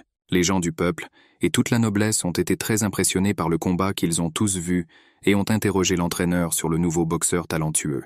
Malgré cela, l'entraîneur a dit à Kali que ce n'était que le début de son voyage et qu'il avait encore beaucoup de travail à faire. Tout le corps de Kali lui faisait mal, mais cela ne voulait rien dire comparé à la surprise ressentie par ses amis après avoir vu la nouvelle technique de combat. Bientôt, ce fut au tour de Mantis de se battre, et même s'il voulait vraiment gagner, et que les cris des spectateurs qui saluèrent le vainqueur étaient dans ses oreilles, il était très inquiet de ne pas pouvoir bien se battre. Kali lui a conseillé de profiter de ses longs bras et de sa taille, et de jouer le match comme il en avait l'habitude. Et grâce à ce conseil, Mantis a gagné, et sa joie n'a pas eu de limite. Azalea a appelé Kali chez elle pour discuter du duel, et lui a dit quel genre de pari elle avait fait. À cette époque, un baron accourut à la recherche de sa fille. Une personne importante voulait vraiment la rencontrer. C'est le deuxième fils de la famille noble Joseph qui s'est intéressé à la jeune fille rousse et a rapidement découvert qui elle était. Azalea pensa avec tristesse que le jeune homme savait qu'elle était de la famille d'un baron, beaucoup plus bas et plus pauvre que son père, et qu'elle était impuissante face à ses désirs. La famille Villena est une famille prestigieuse, ayant une influence significative dans la politique du pays. Par conséquent, le baron a joyeusement présenté sa fille au fils d'un noble si riche et influent. Vilaine a sorti un collier de rubis et l'a donné à Azalea, disant qu'il irait bien avec ses cheveux roux. Azalea avait très honte, mais à haute voix, elle a dit qu'elle était très reconnaissante. Et Joseph a répondu que malgré le fait qu'il avait perdu le pari, il espérait qu'elle irait se promener avec lui. Dans son cœur, elle voulait s'enfuir, mais son père lui dit qu'elle serait heureuse d'aller se promener, juste pour changer de vêtements. Lorsqu'Azalea est venue dans sa chambre, elle a catégoriquement refusé de sortir avec le fils du duc, mais son père lui a demandé de ne pas le faire. Il lui a demandé de regarder de plus près le jeune homme et de trouver les bons côtés en lui, car il espère vraiment qu'Azalea fera un bon match. Azalea a promis qu'elle aurait un rendez-vous une fois. Kali, qui servait de garde du corps d'Azalea, pensait à quel point le baron était une personne pitoyable. Il dirige une école de boxe, n'a aucune idée de la boxe et est déjà au bord de la ruine. À ce moment-là, Vilaine s'est approché de lui et a commencé à crier à cause de la victoire de Kali. Il a dû dépenser beaucoup d'argent. Et bientôt, ce sera agréable de voir Kali tomber dans l'arène, battu et vaincu. Le rendez-vous entre Azalea et Vilaine a eu lieu au bord d'un lac pittoresque, accompagné de nombreux serviteurs. Kali pensait que ce n'était pas bien qu'une fille sorte avec un scélérat aussi double. Il faisait beau. Le soleil était chaud et Kali se souvenait de sa vie passée. Il a rappelé les combats sur le ring auxquels il a participé lorsqu'il était boxeur professionnel. Il était impitoyable et sûr de lui. Personne ne pouvait se relever après ses coups. Une morale cruelle régnait parmi les boxeurs, et une grande compétition. La cruauté fleurissait, et dans l'un des combats, l'adversaire s'est cassé le bras, en utilisant des méthodes sales. Après quoi Pak Kangte, c'était le nom de Kali à l'époque, est devenu un bandit et a utilisé la violence, comme s'il se vengeait de son poing cassé. Si je pouvais y retourner, pensa-t-il. Je ne le ferai jamais. Et puis son sommeil fut interrompu et il se réveilla avec horreur. Il pensait que s'il avait une seconde chance et parvenait à retrouver son ancienne vie, il ne vivrait pas comme ça. À ce moment-là, une femme de chambre a sauté dans la clairière et a appelé Callie pour lui dire que son aide était nécessaire de toute urgence. Vilaine a perdu le contrôle de lui-même en buvant du vin et a maintenant exigé une récompense d'Azalea pour avoir dépensé de l'argent pour son collier de rubis. Il était impossible d'imaginer qu'un noble gentleman insulterait ainsi une dame, et Azalea résista de toutes ses forces. En réponse, Vilaine a frappé Azalea et elle est tombée au sol. Il a complètement perdu la tête. Callie se précipita à la défense de la jeune fille, n'en croyant pas ses yeux. Aucun noble n'avait jamais levé la main contre une femme en public, mais le chemin de Callie a été bloqué par les serviteurs de Vilaine, qui ont déclaré qu'ils ne permettraient pas à la progéniture de l'esclave de voir leur maître. Si vous essayez de m'arrêter, je ne garantis pas que vos bras et vos jambes seront intacts. Êtes-vous prêt pour cela? Callie a dit. L'un des domestiques a déclaré qu'il ne se battait pas pire qu'un stupide boxeur et a immédiatement reçu un coup à l'œil. Il s'est lâchement enfui, criant à son camarade qu'il venait chercher de l'aide et qu'il devrait arrêter Callie. Les domestiques ne voulaient pas du tout sacrifier leur santé et leurs bras et jambes entiers. Et à ce moment-là, Vilaine a attaqué la fille sans défense et a exigé de lui payer le collier. Un coup sec que Callie lui a donné avec son pied a jeté le canaille loin sur le côté. « Scélérat, comment oses-tu me toucher ?» Le noble a crié avec surprise et indignation. « Sos, as-tu une idée de ce que tu fais maintenant ?» Callie lui a demandé avec colère. « Bien sûr, je peux. Je demande une compensation pour le collier rubis. Ça m'a coûté trop cher. Si tu ne sors pas d'ici maintenant, tu vas avoir de gros problèmes, sale esclave. » Mais Callie n'entendit plus les menaces et s'en prit au scélérat. Il a plongé la tête dans l'eau à plusieurs reprises, et à chaque fois il le sortait de l'eau, il demandait « Eh bien, tu es sobre maintenant ? Pensez-vous vraiment que vous pouvez vivre comme vous le souhaitez, et que tout le monde devrait obéir à vos souhaits ?» Et encore une fois, Callie a plongé Vilaine dans l'eau. « Pardonnez-moi, j'avais tort. » Vilaine marmonna et Callie dit « J'espère que ce fut une bonne leçon pour vous, jeune maître.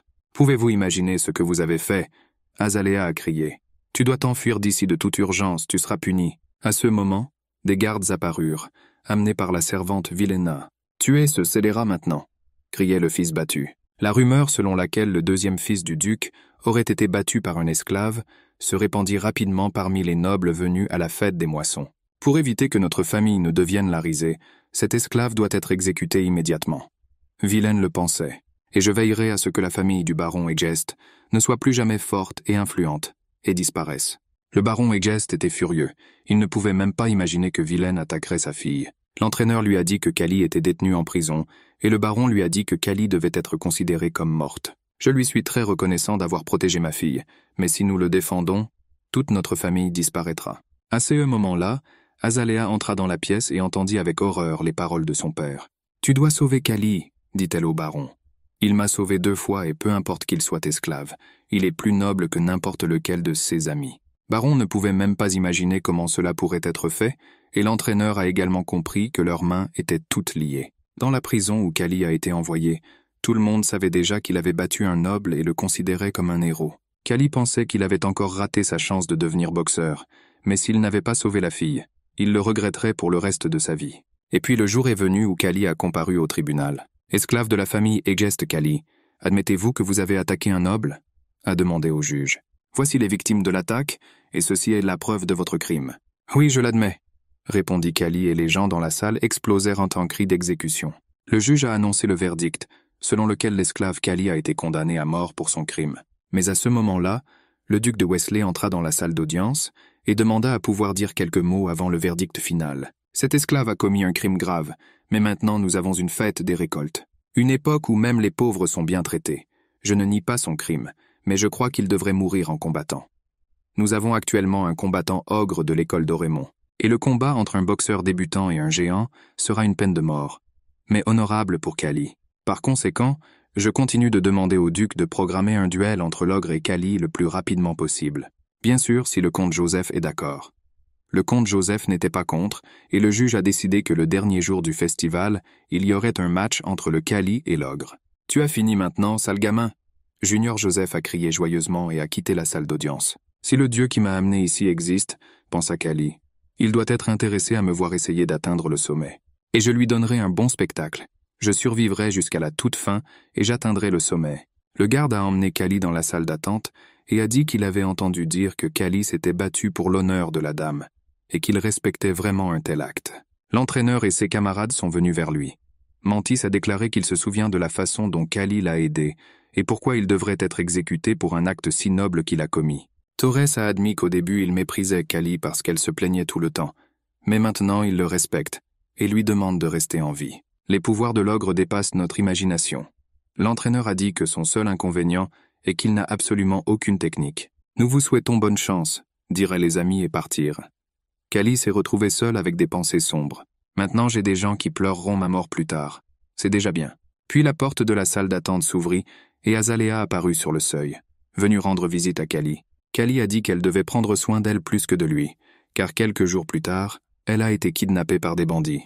Puis elle s'est impliquée avec un méchant rare. « Alors tu dois me protéger. » Et Azalea a dit plus loin et a embrassé le jeune homme. « Promets-moi, jure comme la dernière fois que tu sortiras victorieux de ce combat. Vous m'empêchez de mourir, madame. » Kali a dit « Je devrais te protéger jusqu'à ce que tu grandisses. C'est l'heure du combat, ogre. » Dormon a dit à son combattant « Dans ce combat, vous n'avez aucune restriction. Ce garçon peut être vaincu de manière plus brutale. » La bataille finale marque la fin de la fête des récoltes. L'ogre bourreau de l'école d'Oremont entre dans l'arène. Un criminel condamné à mort, Kali est conduite sur le ring par des gardes. « Déchirez-le en morceaux », crient les spectateurs depuis les tribunes. Que ces criminels apprennent à respecter les lois. Comme il est énorme, pensa Kali en regardant son adversaire. Mais en même temps, il est très stupide. Avec une telle force physique, il n'a certainement pas besoin d'équipement. D'un seul mouvement de la main, il peut tuer son adversaire. Le premier coup de Kali n'eut pas plus d'effet sur l'ogre qu'une piqûre de moustique. Aucune technique ne pouvait faire face à l'énorme force physique animale que possédait le combattant. Même le coup le plus puissant de Kali était un grain de sable pour ses énormes muscles. Il a de la force physique mais aucune intelligence. Il a un physique incroyable, mais il ne sait pas que les gens utilisent leur esprit pour surmonter leurs faiblesses. Et de nouvelles techniques modernes qui les aident à vaincre un ennemi plus fort, ce sont les gens qui profitent des combats d'adversaires plus forts qu'eux. Kali le savait très bien et se préparait au combat. Il s'est approché de l'ogre et le public a décidé qu'il était devenu fou et a décidé de mettre fin à ses jours de cette façon. « Voulez-vous vraiment arrêter le match ?» Doremont a ri. « Mourez avec honneur, combattez. » L'ogre porta un coup puissant, mais sans bouger. Kali bascula sur le côté, et la main du combattant passa sans même toucher le jeune homme. Kali se balança d'un côté à l'autre, esquiva les coups et réalisa qu'il devait aller encore plus vite. Il était trop lent. Mais malgré le fait qu'il était légèrement en retard, il a continué à se battre avec le monstre brutal. Le duc a regardé la bataille et a déclaré que seule une personne douée pouvait avoir un tel courage que Kali. Et les techniques qu'il utilise peuvent révolutionner la boxe. Il ne lance pas de coups violents, mais accumule des dégâts mineurs qu'il inflige à son adversaire. Et maintenant l'ogre a perdu son calme et sa confiance, et en colère, commence à faire des erreurs. Kali réussit à se glisser sous le poing mortel du combattant, un instant, et il porta un coup puissant au corps de l'ogre. Les spectateurs dans les tribunes se sont figés. Ils ne s'attendaient pas à une telle tournure des événements. C'est un tout nouveau niveau de boxe, pense le duc avec surprise. C'est une véritable révolution. Je suis très heureux d'être présent à la naissance d'un nouveau style de lutte. L'ogre enragé se balance pour porter un coup ultra rapide d'en haut et fracasser la tête de son adversaire. Mais en même temps, il s'ouvre, et Kali se rend compte qu'il y a maintenant une chance. Et d'un coup, le back one touche le corps de l'ogre. Le coup est porté avec une force incroyable. Back one, un coup avec un poing bien serré, n'est pas souvent utilisé dans la boxe moderne. Car malgré son pouvoir destructeur, il est facile de calculer la trajectoire de ce coup. Mais pas quand l'ennemi est trop stupide et ne sait pas calculer la trajectoire, car il ne sait même pas de quoi il s'agit. Le propriétaire de l'ogre, Doremont, écarquilla les yeux de surprise et cria que cela ne pouvait pas être vrai. Personne ne pouvait vaincre mon ogre. C'est son style, pense Torres qui regarde le combat. Il donne une impression trompeuse et combat de manière très créative. La stratégie de Kali dans ce cas n'était pas de frapper la tête et le cou de l'adversaire, car avec un ogre, cela ne servait à rien, mais d'épuiser l'adversaire et d'accumuler ses dégâts. Plus le corps est gros, plus les muscles se fatiguent vite. Le manque d'oxygène dans le sang est un symptôme courant dans ce cas. Cependant, c'était un jugement erroné de Kali. Le monstre fou a continué à bouger et à attaquer. Même si Kali voulait fatiguer l'ennemi, il était lui-même fatigué, et l'ogre restait dangereux. Du coup terrible, Kali s'est envolé au loin, et ce coup a semblé faire sortir tout l'air de ses poumons. S'il ne s'était pas éloigné avant l'impact, ses os auraient été brisés. Mais l'ogre lui-même avait déjà accumulé la fatigue, et il fut surpris de se rendre compte qu'au lieu d'une Kali, il en voyait 3, et ne savait pas laquelle frapper. Cela surprit grandement le monstre. Il n'avait jamais rencontré un tel effet. Parce qu'avant, il terminait toujours le combat très vite, et il n'avait jamais autant bougé. Kali observa attentivement les réactions de son ennemi et réalisa qu'il n'était pas moins fatigué que lui, ce qui signifiait que rien d'humain ne lui était étranger. Le temps de l'ogre est écoulé. Kali réalisa que c'était maintenant sa dernière chance. L'ogre est fatigué et doit tout risquer pour délivrer un coup d'une force énorme directement sur la poitrine non protégée du monstre. À cause d'un tel coup, Kali sentit qu'il s'était foulé le poignet, mais l'ogre tomba à genoux et ne put reprendre son souffle. Kali a immédiatement attaqué à nouveau et a frappé la mâchoire non protégée de son adversaire. L'ogre chancela et se plia tandis que Kali poursuivait sa danse mortelle. Sautant haut, il abattit son poing sur le cou non protégé de l'ogre. De l'écume sortit de la bouche de l'ennemi. Ses yeux révulsèrent. Sa conscience devint brumeuse, et le corps énorme tomba au sol avec un tel poids que les tremblements dus aux secousses de la terre atteignirent les tribunes. Dans le silence, on entendait une mouche passer. Une pensée est venue à tous ceux qui étaient assis dans le stade. Comment se fait-il qu'un ogre reste inconscient? Si l'ogre était un vrai boxeur, Kali pensait à ce moment-là que je n'aurais aucune chance de gagner. Mais soudain, une chose incroyable s'est produite. Ses yeux se sont ouverts, et il s'est lentement mais sûrement relevé du sol. Sorti de nulle part, l'ogre arrivé de force s'en est pris au jeune homme épuisé, qui n'avait plus aucune chance de survivre. Avec un puissant coup de pied dans la poitrine, le monstre a projeté Kali comme des joueurs de football en voyant un ballon de football loin dans le ciel. Comment peut-il se déplacer si rapidement après de telles blessures? Fut surpris Kali en ratant un autre coup. Il s'est à nouveau envolé, et s'est rendu compte qu'il sentait le ballon lorsque des athlètes professionnels jouaient au football avec. Lorsque Kali revint sur terre, l'ogre marcha sur son pied et se prépara à mettre fin à cette longue et difficile bataille. D'une énorme main, il attrapa le jeune homme par la gorge et le souleva à la hauteur de sa propre taille, et Kali réalisa que ses minutes étaient comptées. Bien sûr, ce n'est plus de la boxe, c'est juste un meurtre. Kali tente de ses dernières forces d'échapper aux griffes de fer de l'ogre. Et puis une idée géniale lui vient à l'esprit. Il attrape l'ogre par les cheveux et lui donne un coup de tête en plein nez. L'ogre, aveuglé par la douleur, lui saisit la tête et lâche sa victime. Kali s'envole au sol. Il a arraché l'oreille de l'ogre. Le public crie. Quelle méthode de combat barbare! Et Kali note que le sang de l'organisation est du même rouge que celui de tout le monde. Quand vais-je te tuer? Le monstre grogne et attaque Kali dans une rage aveugle, mais Kali lui jette une poignée de sable dans les yeux. J'avoue que tu es forte, pense Kali. Mais même si mes os craquent et mon estomac se serre, je ne ressens pas de douleur et je suis prêt à te frapper encore et encore, parce que je suis déjà fatigué de toi. Un puissant coup de genou fait mouche. Il ne s'agit plus d'une bataille entre l'homme et la bête, mais d'une bataille entre deux animaux. Le duc dit qu'en regardant ce combat, et soudain, sans le vouloir, il souhaite la victoire au garçon, et tout le stade le relève en criant le nom de Kali. Au milieu des cris venant des tribunes, Kali lance coup sur coup et rien ne peut l'arrêter. L'ogre tente d'arrêter le combat mais il échoue. La colère de Kali a débordé. « Tu as gagné !» Le monstre chuchote avec ses dernières forces, c'est sa première défaite. Au rugissement des tribunes, Kali lève la main haute et la foule honore le vainqueur avec le même enthousiasme avec lequel elle avait précédemment exigé son exécution. Mais Kali reste toujours un criminel, et il est immédiatement placé en garde à vue par les soldats du comte Joseph. Et maintenant, je vais être exécuté, pense Kali, car le crime doit être puni. Mais soudain, une pierre lancée par la main de quelqu'un heurte directement le casque du garde. Qu'est-ce que tu vas faire? Laissez-le. Ayez pitié de lui. Les spectateurs dans les tribunes réagissent avec indignation à l'arrestation de Kali. Cela ne nous dérange pas que les gardes répondent, mais nous avons des supérieurs. Le duc croyait que si Kali était exécuté maintenant, alors que le public exprimait une telle sympathie pour lui, alors la fête des récoltes serait ruinée pour toujours. Les gens ne leur pardonneraient pas cela. Earl Joseph admet à contre-cœur qu'il ne veut pas se disputer avec le duc, car cela pourrait nuire à sa famille. Il dit à son fils de partir et pense qu'il ne pardonnera jamais à Egest une telle humiliation envers sa famille, et jure de le détruire. La méchanceté et la haine s'emparent du jeune Joseph.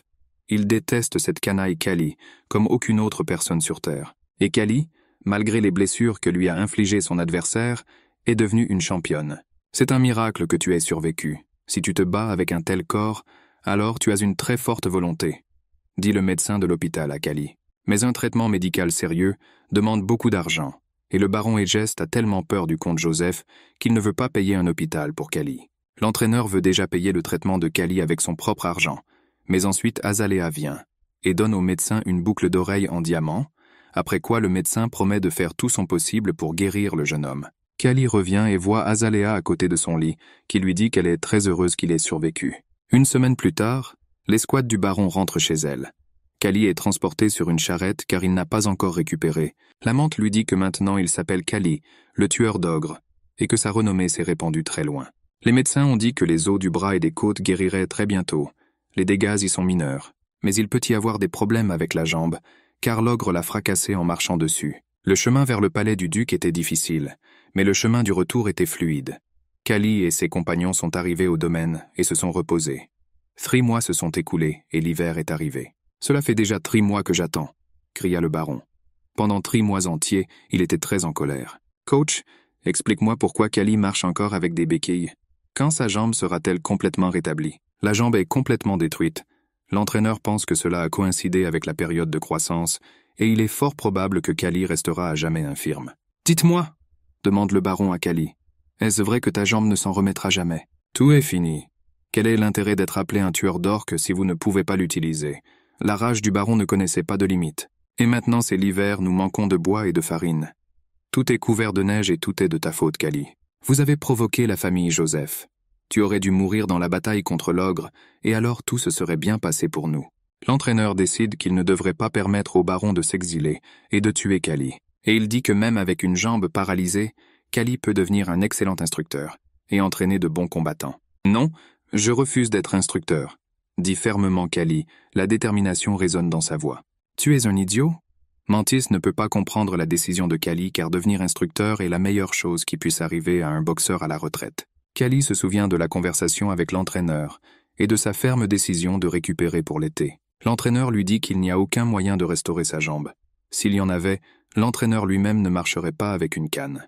Mantis pense qu'en plus de la jambe de Kali, l'ogre a également blessé la tête de Kali, car personne ne peut guérir une telle blessure. Torres considère également cela comme une grande bêtise, mais Kali, même si elle n'est pas sûre de réussir, restera néanmoins une boxeuse. Pendant que Kali était à l'hôpital, Mantis et Torres s'étaient déjà fait un nom en remportant plusieurs matchs. Bien sûr, travailler comme instructeur est stable et rentable, mais cela ne veut rien dire. Je vais prendre soin de moi et me battre jusqu'au bout. Et Kali commença à participer à la préparation du bois de chauffage pour tout le château. Les domestiques le remercièrent pour tous ses efforts. Les serviteurs remarquèrent que Kali avait grandi et était devenu plus fort parce qu'il avait déjà abattu de nombreux arbres. Lorsque Kali retourna dans sa chambre, il était de mauvaise humeur car il comprenait que les médicaments de cette époque étaient très mauvais et qu'il n'y avait aucune technologie qui pouvait l'aider à guérir sa jambe. À sa grande surprise, Azalea était assise dans sa chambre et voulait savoir comment il se sentait. Kali se souvint de ce baiser alors qu'ils pensaient tous les deux que sa mort était inévitable et se sentait embarrassé. Azalea a déclaré qu'elle était venue lui dire au revoir. Leur domaine est maintenant très mauvais. Le commerce s'est arrêté à cause de la pression de la famille Joseph. Les quelques commerçants ne sont qu'occasionnels. Il n'y en a plus de permanents. Les journées se refroidissent et les prix montent. Bientôt, même les choses nécessaires manqueront. Si cela continue, ils ne pourront pas survivre à l'hiver. J'ai entendu dire que tout allait mal au domaine, mais je ne pensais pas que ce soit si grave, répondit Kali. Et qu'est-ce que tu vas faire? Si nous n'obtenons pas les produits nécessaires, nous devrons les fabriquer nous-mêmes. Je dois aller travailler. Est-ce que ton père t'accompagnera? Non, il a complètement perdu la tête et a tellement peur du comte Joseph qu'il ne quitte pas sa chambre. Si seulement j'en avais la force, Kali a dit. Je t'aiderai. J'ai entendu dire qu'il existe des gens si compétents en médecine qu'ils peuvent ressusciter les morts, dit Azalea. Si tu vas ailleurs, tu pourras en apprendre davantage sur ces personnes. Ce n'est pas grave, répondit Kali. Il n'est pas nécessaire d'aider l'esclave. Mais tu m'as sauvé 2 fois. C'est une raison suffisante. Azalea a dit, maintenant, même une fille qui vient d'avoir 20 ans a progressé. Pensa Kali et moi ne devons pas abandonner. Quelques jours plus tard, par une froide journée d'hiver, Kali coupait du bois dans la forêt. Êtes-vous vraiment un boxeur? Lui demandèrent les bûcherons. Oui, me voici en rééducation après une blessure. Nous avons besoin de travailleurs, mais nous n'avons jamais entendu parler de blessures traitées de cette façon. Avec mes jambes, c'est impossible de pratiquer la boxe maintenant, pensa Kali en abattant un arbre avec une hache. L'ouvrier a vu que Kali ne savait pas du tout se servir d'une hache et a ri. Regardez comme vous en avez besoin. La hache dans ses mains fonctionna avec une grande force et l'arbre fut abattu en 2 coups. La force n'est pas l'essentiel, a déclaré le travailleur. L'alimentation n'est utilisée qu'une seule fois. Cela étonna Kali, et il commença à essayer de couper du bois comme le lui montrait le bûcheron. Et même si son dos et ses lombaires lui faisaient très mal, Il ne s'est pas arrêté. Soudain, un bûcheron qui se rendait dans une autre région est arrivé en courant et a dit que nous devions partir d'ici de toute urgence. Il est tombé sur les traces d'un ours venu ici à la recherche d'une proie. D'après la taille de la trace, nous pouvons dire que l'ours est jeune et que maintenant les gens sont en danger. Il a vu Kali et a demandé qui c'était. Les bûcherons ont dit que c'était le boxeur qui avait combattu l'ogre. Et le voilà en train de récupérer sa jambe. Le bûcheron était très heureux de voir le champion ici. Tout le monde parlait de son combat. Kali était célèbre. S'il est un tueur d'ogres, alors il peut attraper l'ours et les ouvriers se sont réjouis, et Kali ne voulait qu'une chose. Arrêter de l'appeler par ce surnom ridicule. Le soir, Torres est venu dans la chambre de Kyle pour parler de CE qui le dérangeait. Kyle était très surpris. « Tu veux que je t'apprenne mes techniques? Après tout, vous êtes le célèbre sanglier des gestes, mais j'avoue que vos techniques sont très bonnes. » Torres répondit et attrapa la tasse d'eau qui était sur la table. Sa main manqua la tasse, et d'un mouvement maladroit, la fit tomber par terre. La confusion apparut dans les yeux de Torres. Kyle n'en croyait pas ses yeux. Ce qui se passe, comment Torres a-t-il pu manquer autant de choses? Le jeune homme ne put trouver d'explication à cet étrange événement, mais la tasse se brisa en petits morceaux. Parfois mon corps ne m'écoute plus, et je ne peux plus voir ni marcher normalement. Torres a admis, et cette reconnaissance n'a pas été facile pour lui. « Attrapez ce rocher !» dit Kyle en jetant un petit caillou vers Torres. Torres a raté. Il ne devina même pas la trajectoire de la pierre. Sa main se serra dans une direction complètement différente. Qu'est-ce qui ne va pas chez lui, pensa Kael. Un décollement de rétine? Combat de coups de poing? Des lésions cérébrales qui surviennent chez les personnes fréquemment blessées? Est-ce vraiment à cause de blessures continues? Torres est le genre de combattant qui lance beaucoup de coups de poing, mais qui est aussi beaucoup touché. Écoute, si tu continues à te faire frapper à la tête, tu deviendras infirme. Il se tourna vers Torres. C'est pourquoi je suis venu vers vous, a répondu Torres. S'il vous plaît, je vous supplie de m'apprendre vos techniques de combat. Et la formation a commencé. Il s'agit d'une position défensive. Vous pouvez augmenter votre défense en rapprochant vos bras et votre corps. C'est une meilleure option que d'essayer d'esquiver chaque attaque. Torres a adopté la position que Kyle lui avait montrée, mais il était mal à l'aise dans cette position.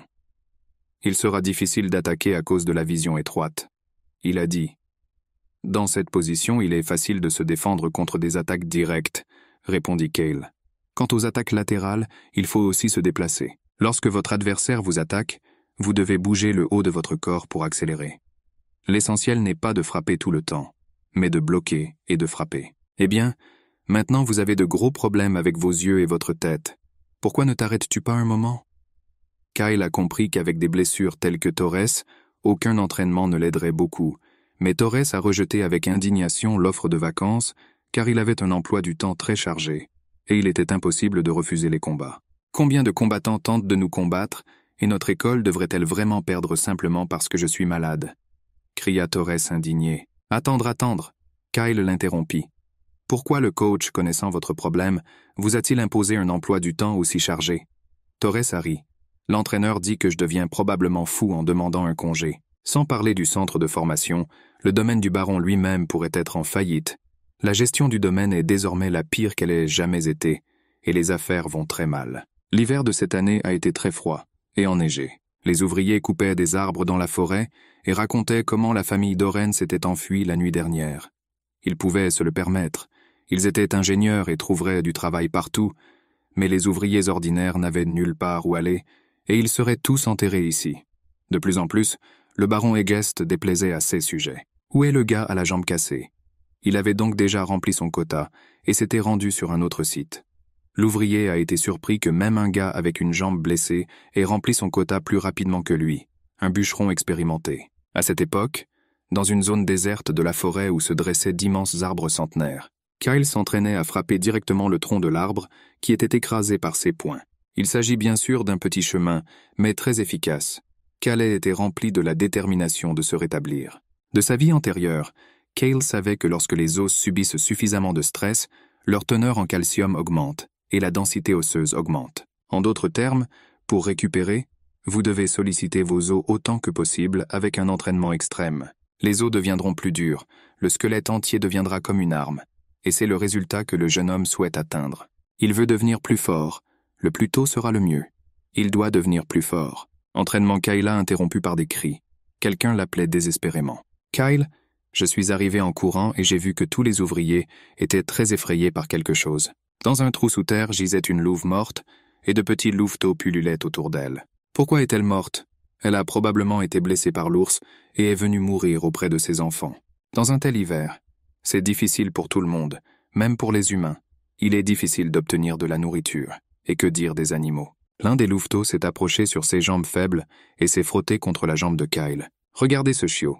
Il semble vous apprécier, prenez-le avant qu'il ne change d'avis. La pauvre, pensa Kyle, tu es aussi désespéré que moi. Nous devons donc vous emmener avec nous. Comme c'est mignon. La menthe religieuse jouait avec le chiot et lui grattait le ventre. Il était fasciné par le petit louveteau. Savez-vous que si le dresseur voit ce chiot, vous aurez des problèmes? Oui, je vais le nourrir depuis ma table, répondit Kyle. Il n'y aura aucun problème avec la nourriture. Te voilà. Un dresseur apparut sur le seuil de la salle. Êtes-vous en train de dire que vous recevez tellement de nourriture que vous pouvez la partager? Voulez-vous avoir un loup comme citoyen libre? L'entraîneur était très en colère. Donnez-le-moi tout de suite. Je le jetterai dans la rue. Le dresseur regarda le chiot avec indignation. Le chiot pendait calmement entre les mains du dresseur et semblait très doux et de bonne humeur. Kyle et la menthe ont décidé d'agir ensemble et d'essayer de défendre le louveteau. « Jetez-le immédiatement !» a crié l'entraîneur, mais Kyle l'interrompit et lui dit d'attendre. Lui et la menthe ont commencé à parler ensemble. « Je pense que ce n'est pas grave si ce louveteau vit ici. Il est interdit d'avoir des chiens et celui-ci est un loup. »« D'accord, » a accepté l'entraîneur. « Entraînez-le simplement pour qu'il ne se précipite pas sur les gens. C'est l'heure d'aller au lit. Kyle, demain tu viendras aider à réparer le manoir. Coach. Peut-être que tu veux dire détruire le manoir? » Kyle a ri. « Votre problème est que vous faites toujours fausse route. » L'entraîneur a eu mal à la tête de ses élèves et a quitté la salle. Le baron, qui passait toutes ses journées avec un verre de vin et n'était jamais sobre, a eu une idée. Pour renouer les relations, il décide d'inviter les nobles et les marchands à un match de boxe sur son domaine. Après la fête des récoltes, ces matchs étaient très populaires. Il avait plusieurs bons boxeurs dont l'étoile montante Torres et la réputation de l'école pour avoir créé l'ogre tueur. Personne ne refuserait de regarder un match gratuit avec de telles stars. Il faudra inviter l'équipe de boxe catalane comme adversaire. Cependant, si l'on prend en compte la construction d'un manoir, les dépenses seront très importantes. Pourquoi n'allons-nous pas dans chaque maison et collectons de nouveaux impôts ou de l'argent? Ce plan s'est avéré excellent pour le baron, mais l'entraîneur était sûr que les résidents locaux ne l'apprécieraient pas du tout. « Je vais résoudre ce problème avec mes soldats !» Le baron a crié de colère. « Et vous êtes l'entraîneur, alors commencez à préparer le match. C'est pour sauver notre famille, donc tout le monde devrait donner quelque chose. Sortez. » Quelques jours plus tard, une file de voitures de luxe faisait la queue devant le manoir. Pour la première fois depuis longtemps, le domaine du baron Egest était rempli d'autant d'invités nobles. Le match de boxe gratuit a attiré presque tout le monde, car rarement personne refusait de regarder les célèbres boxeurs. En plus des stars, d'autres combattants se sont battus sur le ring et tous les matchs étaient très intéressants. L'équipe catalane de boxe comprenait des combattants très talentueux. Kyle et Torres ont vu que l'équipe de Catalane était composée de boxeurs professionnels et non d'esclaves. « Hé !» Une voix est venue de derrière. « Êtes-vous le célèbre ?»« Je ne suis pas célèbre, mais je suis Kyle. Qui es-tu, le nouvel esclave ?»« Je suis Scar du Sud. Je suis marin. » Un jeune homme aux cheveux bouclés se tenait à côté des boxeurs. « Vous ne ressemblez pas beaucoup à un marin. Mon bateau a fait naufrage et j'ai été capturé par un marchand d'esclaves. Une rançon sera bientôt payée pour moi et je rentrerai chez moi. Et on te mentionne toujours quand on parle de gens forts, je voulais te rencontrer. Mais il me semble que les rumeurs exagèrent ta force, » a continué la cicatrice. « Comparé à Torres, tu es faible et fragile, et tu ressembles à un infirme. Si vous êtes étudiant, » a déclaré Kyle, « vous devez vous entraîner dur et ne pas juger les autres. Eh bien, en tout cas, c'était un plaisir de vous rencontrer et de nous serrer la main. » La cicatrice répondit avec bonhomie et réfléchit à la manière dont un tel infirme pouvait être comparé à un magnifique. « Maintenant, je vais t'écraser la main pour que tu ne puisses pas t'en servir et je serai libre. » Scar ne l'a pas dit à voix haute, mais il le pensait. « Je tire des cordages à voile depuis plus de 6 ans. Personne n'est égal en force de mes paumes. » Mais quelque chose n'allait pas. C'était une cicatrice. Il comprit immédiatement et la confusion apparut sur son visage. Mes os semblent sur le point de se briser. La sueur coulait sur le visage de Scar. « Quelque chose ne va pas, Scar? Tu n'as pas l'air content, » dit Kyle en lâchant la main du jeune homme. Un autre nouveau venu qui a essayé d'agir dur et de montrer qu'il était le plus fort ici. Torres a ri. « Si vous voyez Kyle au combat, vous ne direz jamais ce que vous venez de dire. » Scar ne pouvait que garder le silence à ce sujet. Payer la rançon pour devenir libre et profiter des matchs depuis les tribunes. conseilla Kyle Ascar. Les boxeurs de l'école des gestes avaient pour mission de vaincre tous les boxeurs. Mantis est allé au combat en se disant qu'il était le meilleur et le plus fort. Il a immédiatement profité de ses longs bras et a frappé son adversaire en plein dans la mâchoire, alors que celui-ci n'avait même pas le temps de s'approcher de lui. Son adversaire était surpris de pouvoir frapper à une telle distance et pensait que cela n'était jamais arrivé auparavant en boxe. Torres a regardé le combat et a vu que la menthe avait beaucoup changé. Maintenant, il était devenu un boxeur confiant et fort qui pouvait même vaincre nul. La menthe religieuse n'a pas permis à l'ennemi de s'approcher de lui et a frappé avec ses longs bras la mâchoire, le corps et la tête. « Je n'en peux plus », pensa le boxeur qui se précipita malgré les coups pour réduire la distance, et reçut immédiatement un puissant coup à la mâchoire. Il est vrai que pour vaincre un adversaire plus grand, il faut réduire la distance, pensa Kyle. Mais ce boxeur s'est simplement battu sans aucune compétence ni technique. Il vaudrait mieux qu'il se déplace simplement rapidement, encaisse les coups, les esquive, et attende que le Mantis se fatigue. Dans ce combat, Mantis est devenu le champion et son adversaire a été profondément éliminé. Vous avez bien gardé votre sang-froid, et c'est pour cela que vous avez gagné, Torres a dit à la menthe. Mantis lui a souhaité bonne chance pour son prochain combat. Torres s'échauffait sur le ring, et les spectateurs des tribunes lui criaient des salutations, et lui souhaitaient d'assommer son adversaire d'un seul coup. Mais Torres a recommencé à avoir des problèmes. Il ne voyait pas bien son adversaire. Tout lui semblait flou et tremblant. Si cela continue, alors sa carrière de boxeur se terminera au sommet. Et Torres ne le voulait pas du tout. Torres n'était absolument pas sûr de pouvoir utiliser les techniques que Kyle lui avait enseignées. Il a décidé d'essayer de gagner dans son style habituel et s'est précipité pour attaquer son adversaire. Mais l'ennemi bloqua très habilement ses coups et Torres ne put l'atteindre. Il continue d'attaquer même s'il reçoit des coups, pensait l'adversaire de Torres. Il fait honneur à son surnom de sanglier des gestes, dans son désir incontrôlable de frapper son adversaire, quels que soient les dégâts qu'il subit. Mais aujourd'hui, je vais m'occuper de toi, Torres, et te couper en morceaux. Le combattant était confiant. Il a habilement esquivé les coups que Torres lui a lancés, et a lancé des coups puissants en réponse. Kyle a regardé le combat. Il était très inquiet, soutenant Torres de tout son cœur. Mais ensuite, l'inattendu s'est produit, et Torres a raté le coup le plus puissant que l'ennemi lui a porté à la tête. Le coup fut rapide et fort. Torres n'eut pas le temps de le bloquer et tomba au sol. Le public a vraiment aimé ce style de combat. C'était un nouveau style de boxe qu'il n'avait jamais vu auparavant. Kyle regardait ce qui se passait sur le ring, et il reconnaissait ce style d'introduction au combat. Dans ce style, la moitié supérieure du corps évite les coups directs, et le combattant épuise l'adversaire, qui attaque constamment, mais n'atteint pas la cible. Je suis sûr que c'est la technique utilisée par l'ennemi que Torres combat, pensa Kyle. Ce combattant a espionné et utilisé ma technique. Après l'avoir un peu modifiée, Kyle remarqua soigneusement les moindres mouvements du combattant. Cette technique de boxe est devenue communément connue sous le nom de style Westley. On disait que le duc de Westley l'avait inventé et avait autorisé ses boxeurs à l'utiliser après la fête des récoltes. Auparavant, les boxeurs ordinaires ne montraient au public que leur force, mais ils ont maintenant commencé à démontrer un spectacle basé sur de nouvelles techniques. La plupart des gens pensaient que le duc de Westley lui-même avait créé ce style. Mais les gens qui comprenaient la boxe et suivaient le parcours des différents combattants savaient que Kyle avait inventé cette technologie. « Bon sang !» murmura Torres en se levant difficilement du sol. Cette bataille était difficile pour lui. Il se précipita à nouveau à l'attaque, sans prêter attention à ses sentiments, car il était très têtu et à la hauteur de son nom, le sanglier des gestes. Son adversaire se moquait déjà ouvertement de lui. « Avez-vous déjà entendu parler de la technique Westley ? Vous semblez ne rien savoir de tout ça. » Et il évitait habilement tous les coups. Les yeux de Torres s'illuminèrent d'un feu maléfique. Il n'était pas furieux. L'ennemi remarqua ce changement dans le visage du combattant et devint méfiant. Il s'attendait à une attaque très forte et furieuse. « Oui, » dit doucement Torres, « et quand je regarde cette technique, je suis intéressé. Essayons de respecter vos règles. » Torres a adopté la position que Kyle lui a enseignée. Les combattants semblaient avoir changé de place. L'ennemi attaqua et Torres esquiva ses coups. La nouvelle position défensive a aidé Torres à éviter les collisions directes, et son adversaire n'a pas pu porter un coup fatal. Cela l'a énervé parce qu'il pensait qu'il était le seul à être aussi intelligent.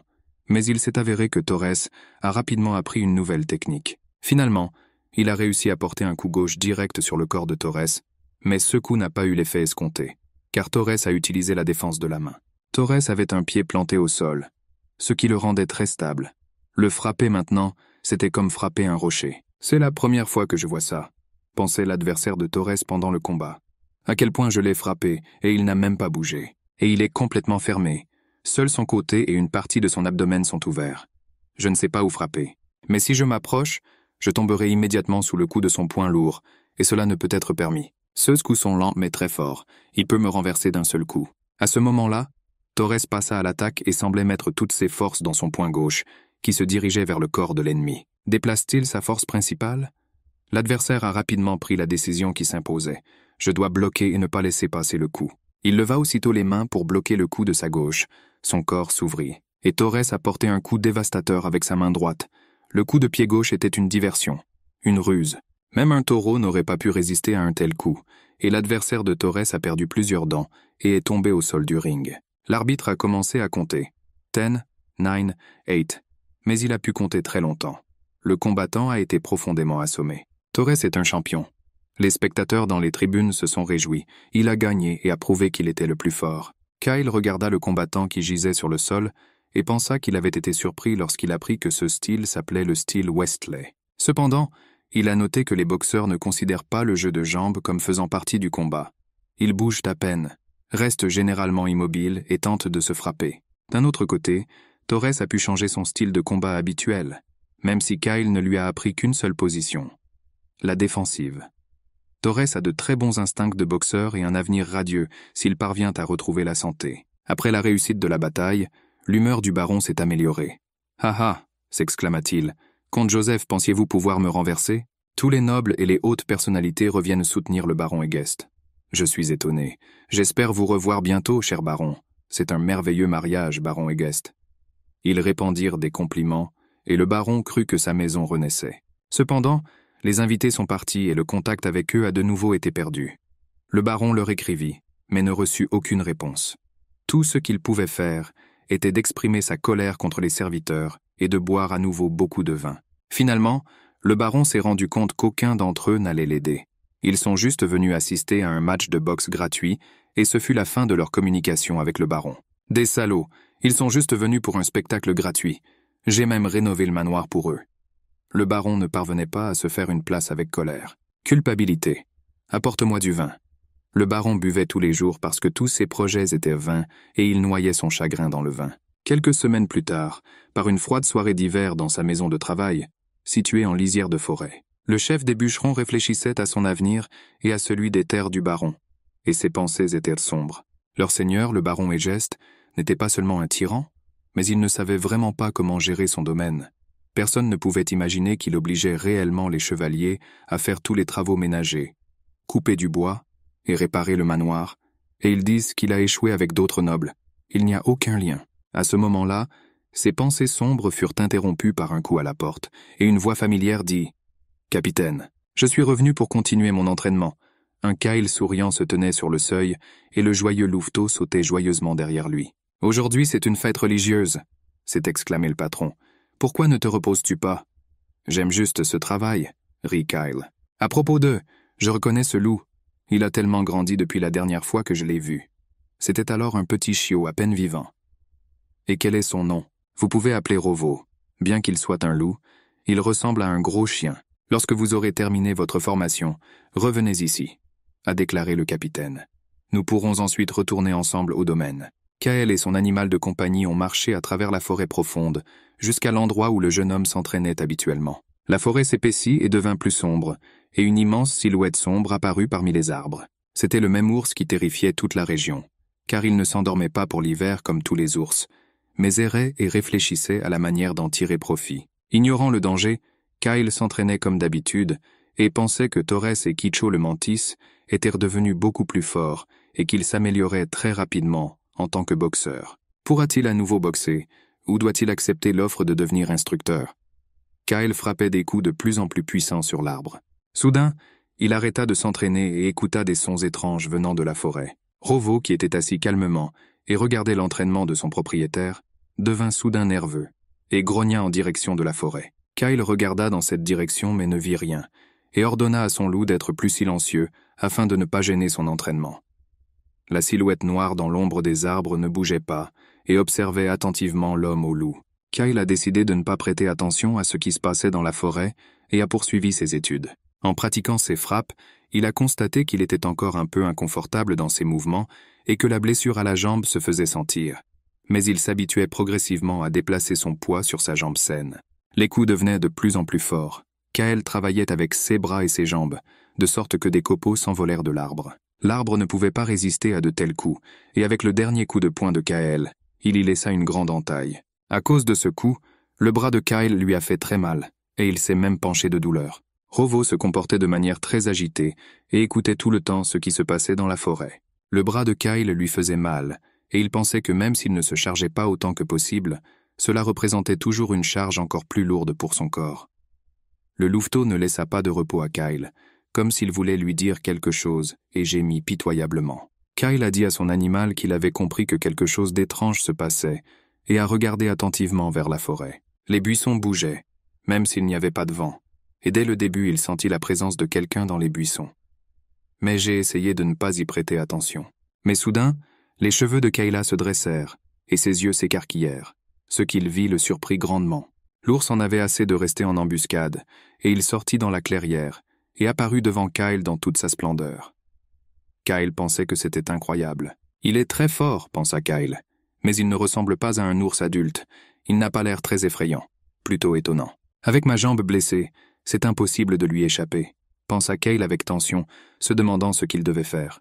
Le petit loup Rovo se tenait sans peur à côté de son maître et grogna bruyamment contre l'ennemi redoutable qui sortait de la forêt. « Tu es génial !» Kyle se tourna vers son animal de compagnie. « Tu es meilleur que moi. » Et il pensait lui-même qu'il regrettait de ne pas avoir pris la hache avec lui. L'ours se tenait sur ses pattes arrière, comme le font toujours les ours lorsqu'ils sont sur le point de se jeter sur leur proie, ouvrit la gueule et gronda bruyamment, montrant de grands crocs pointus et de terribles griffes. Il rappelait à Kyle son combat avec l'ogre et l'excitation qu'il ressentait toujours avant que les combats de boxe ne s'éveillent en lui. Il pensait que s'il ne pouvait pas faire confiance à ses poings et à ses compétences, alors à quoi pouvait-il faire confiance dans cette vie ? Et il s'est mis en position de boxe. L'ours n'a pas mis longtemps à l'épreuve la patience de l'homme et l'a attaqué avec une fureur primitive. Kyle a esquivé le premier coup de patte qui aurait pu tuer une personne, comme il le faisait habituellement sur le ring. Profitant immédiatement du fait que l'ours était ouvert à une attaque de représailles, Kyle le frappa d'un coup violent en plein nez, tendre et sensible. Il a mis toutes ses forces dans ce coup. Le sang jaillit du nez de l'ours à cause de la douleur. Il fut surpris, sa rage mêlée de douleur et il gémit et gronda en même temps. Le louveteau n'était pas inférieur à son maître en courage et avec toute son apparence, montrait à l'ours qu'il allait maintenant se précipiter sur lui. Kyle a porté le deuxième coup dans la mâchoire de l'ours, empêchant la bête de reprendre ses esprits, et l'animal a basculé. Avec le troisième coup, Kyle a voulu achever l'ours avec un crochet droit.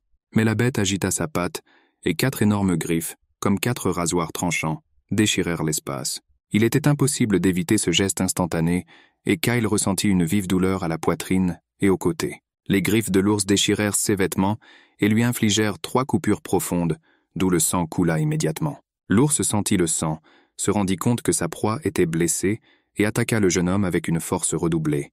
Et Kyle n'allait pas mourir des pattes de l'ours et était prêt à lui porter un autre coup violent. Le contremaître des ouvriers dormait paisiblement dans la cabane, même s'il y faisait frais et qu'il avait déjà assez froid. Soudain, un bruit extérieur le réveilla et le força à écouter ce qui s'y passait. Les bruits étranges près de la porte ne se sont pas arrêtés et le contremaître est allé ouvrir la porte avec une hache.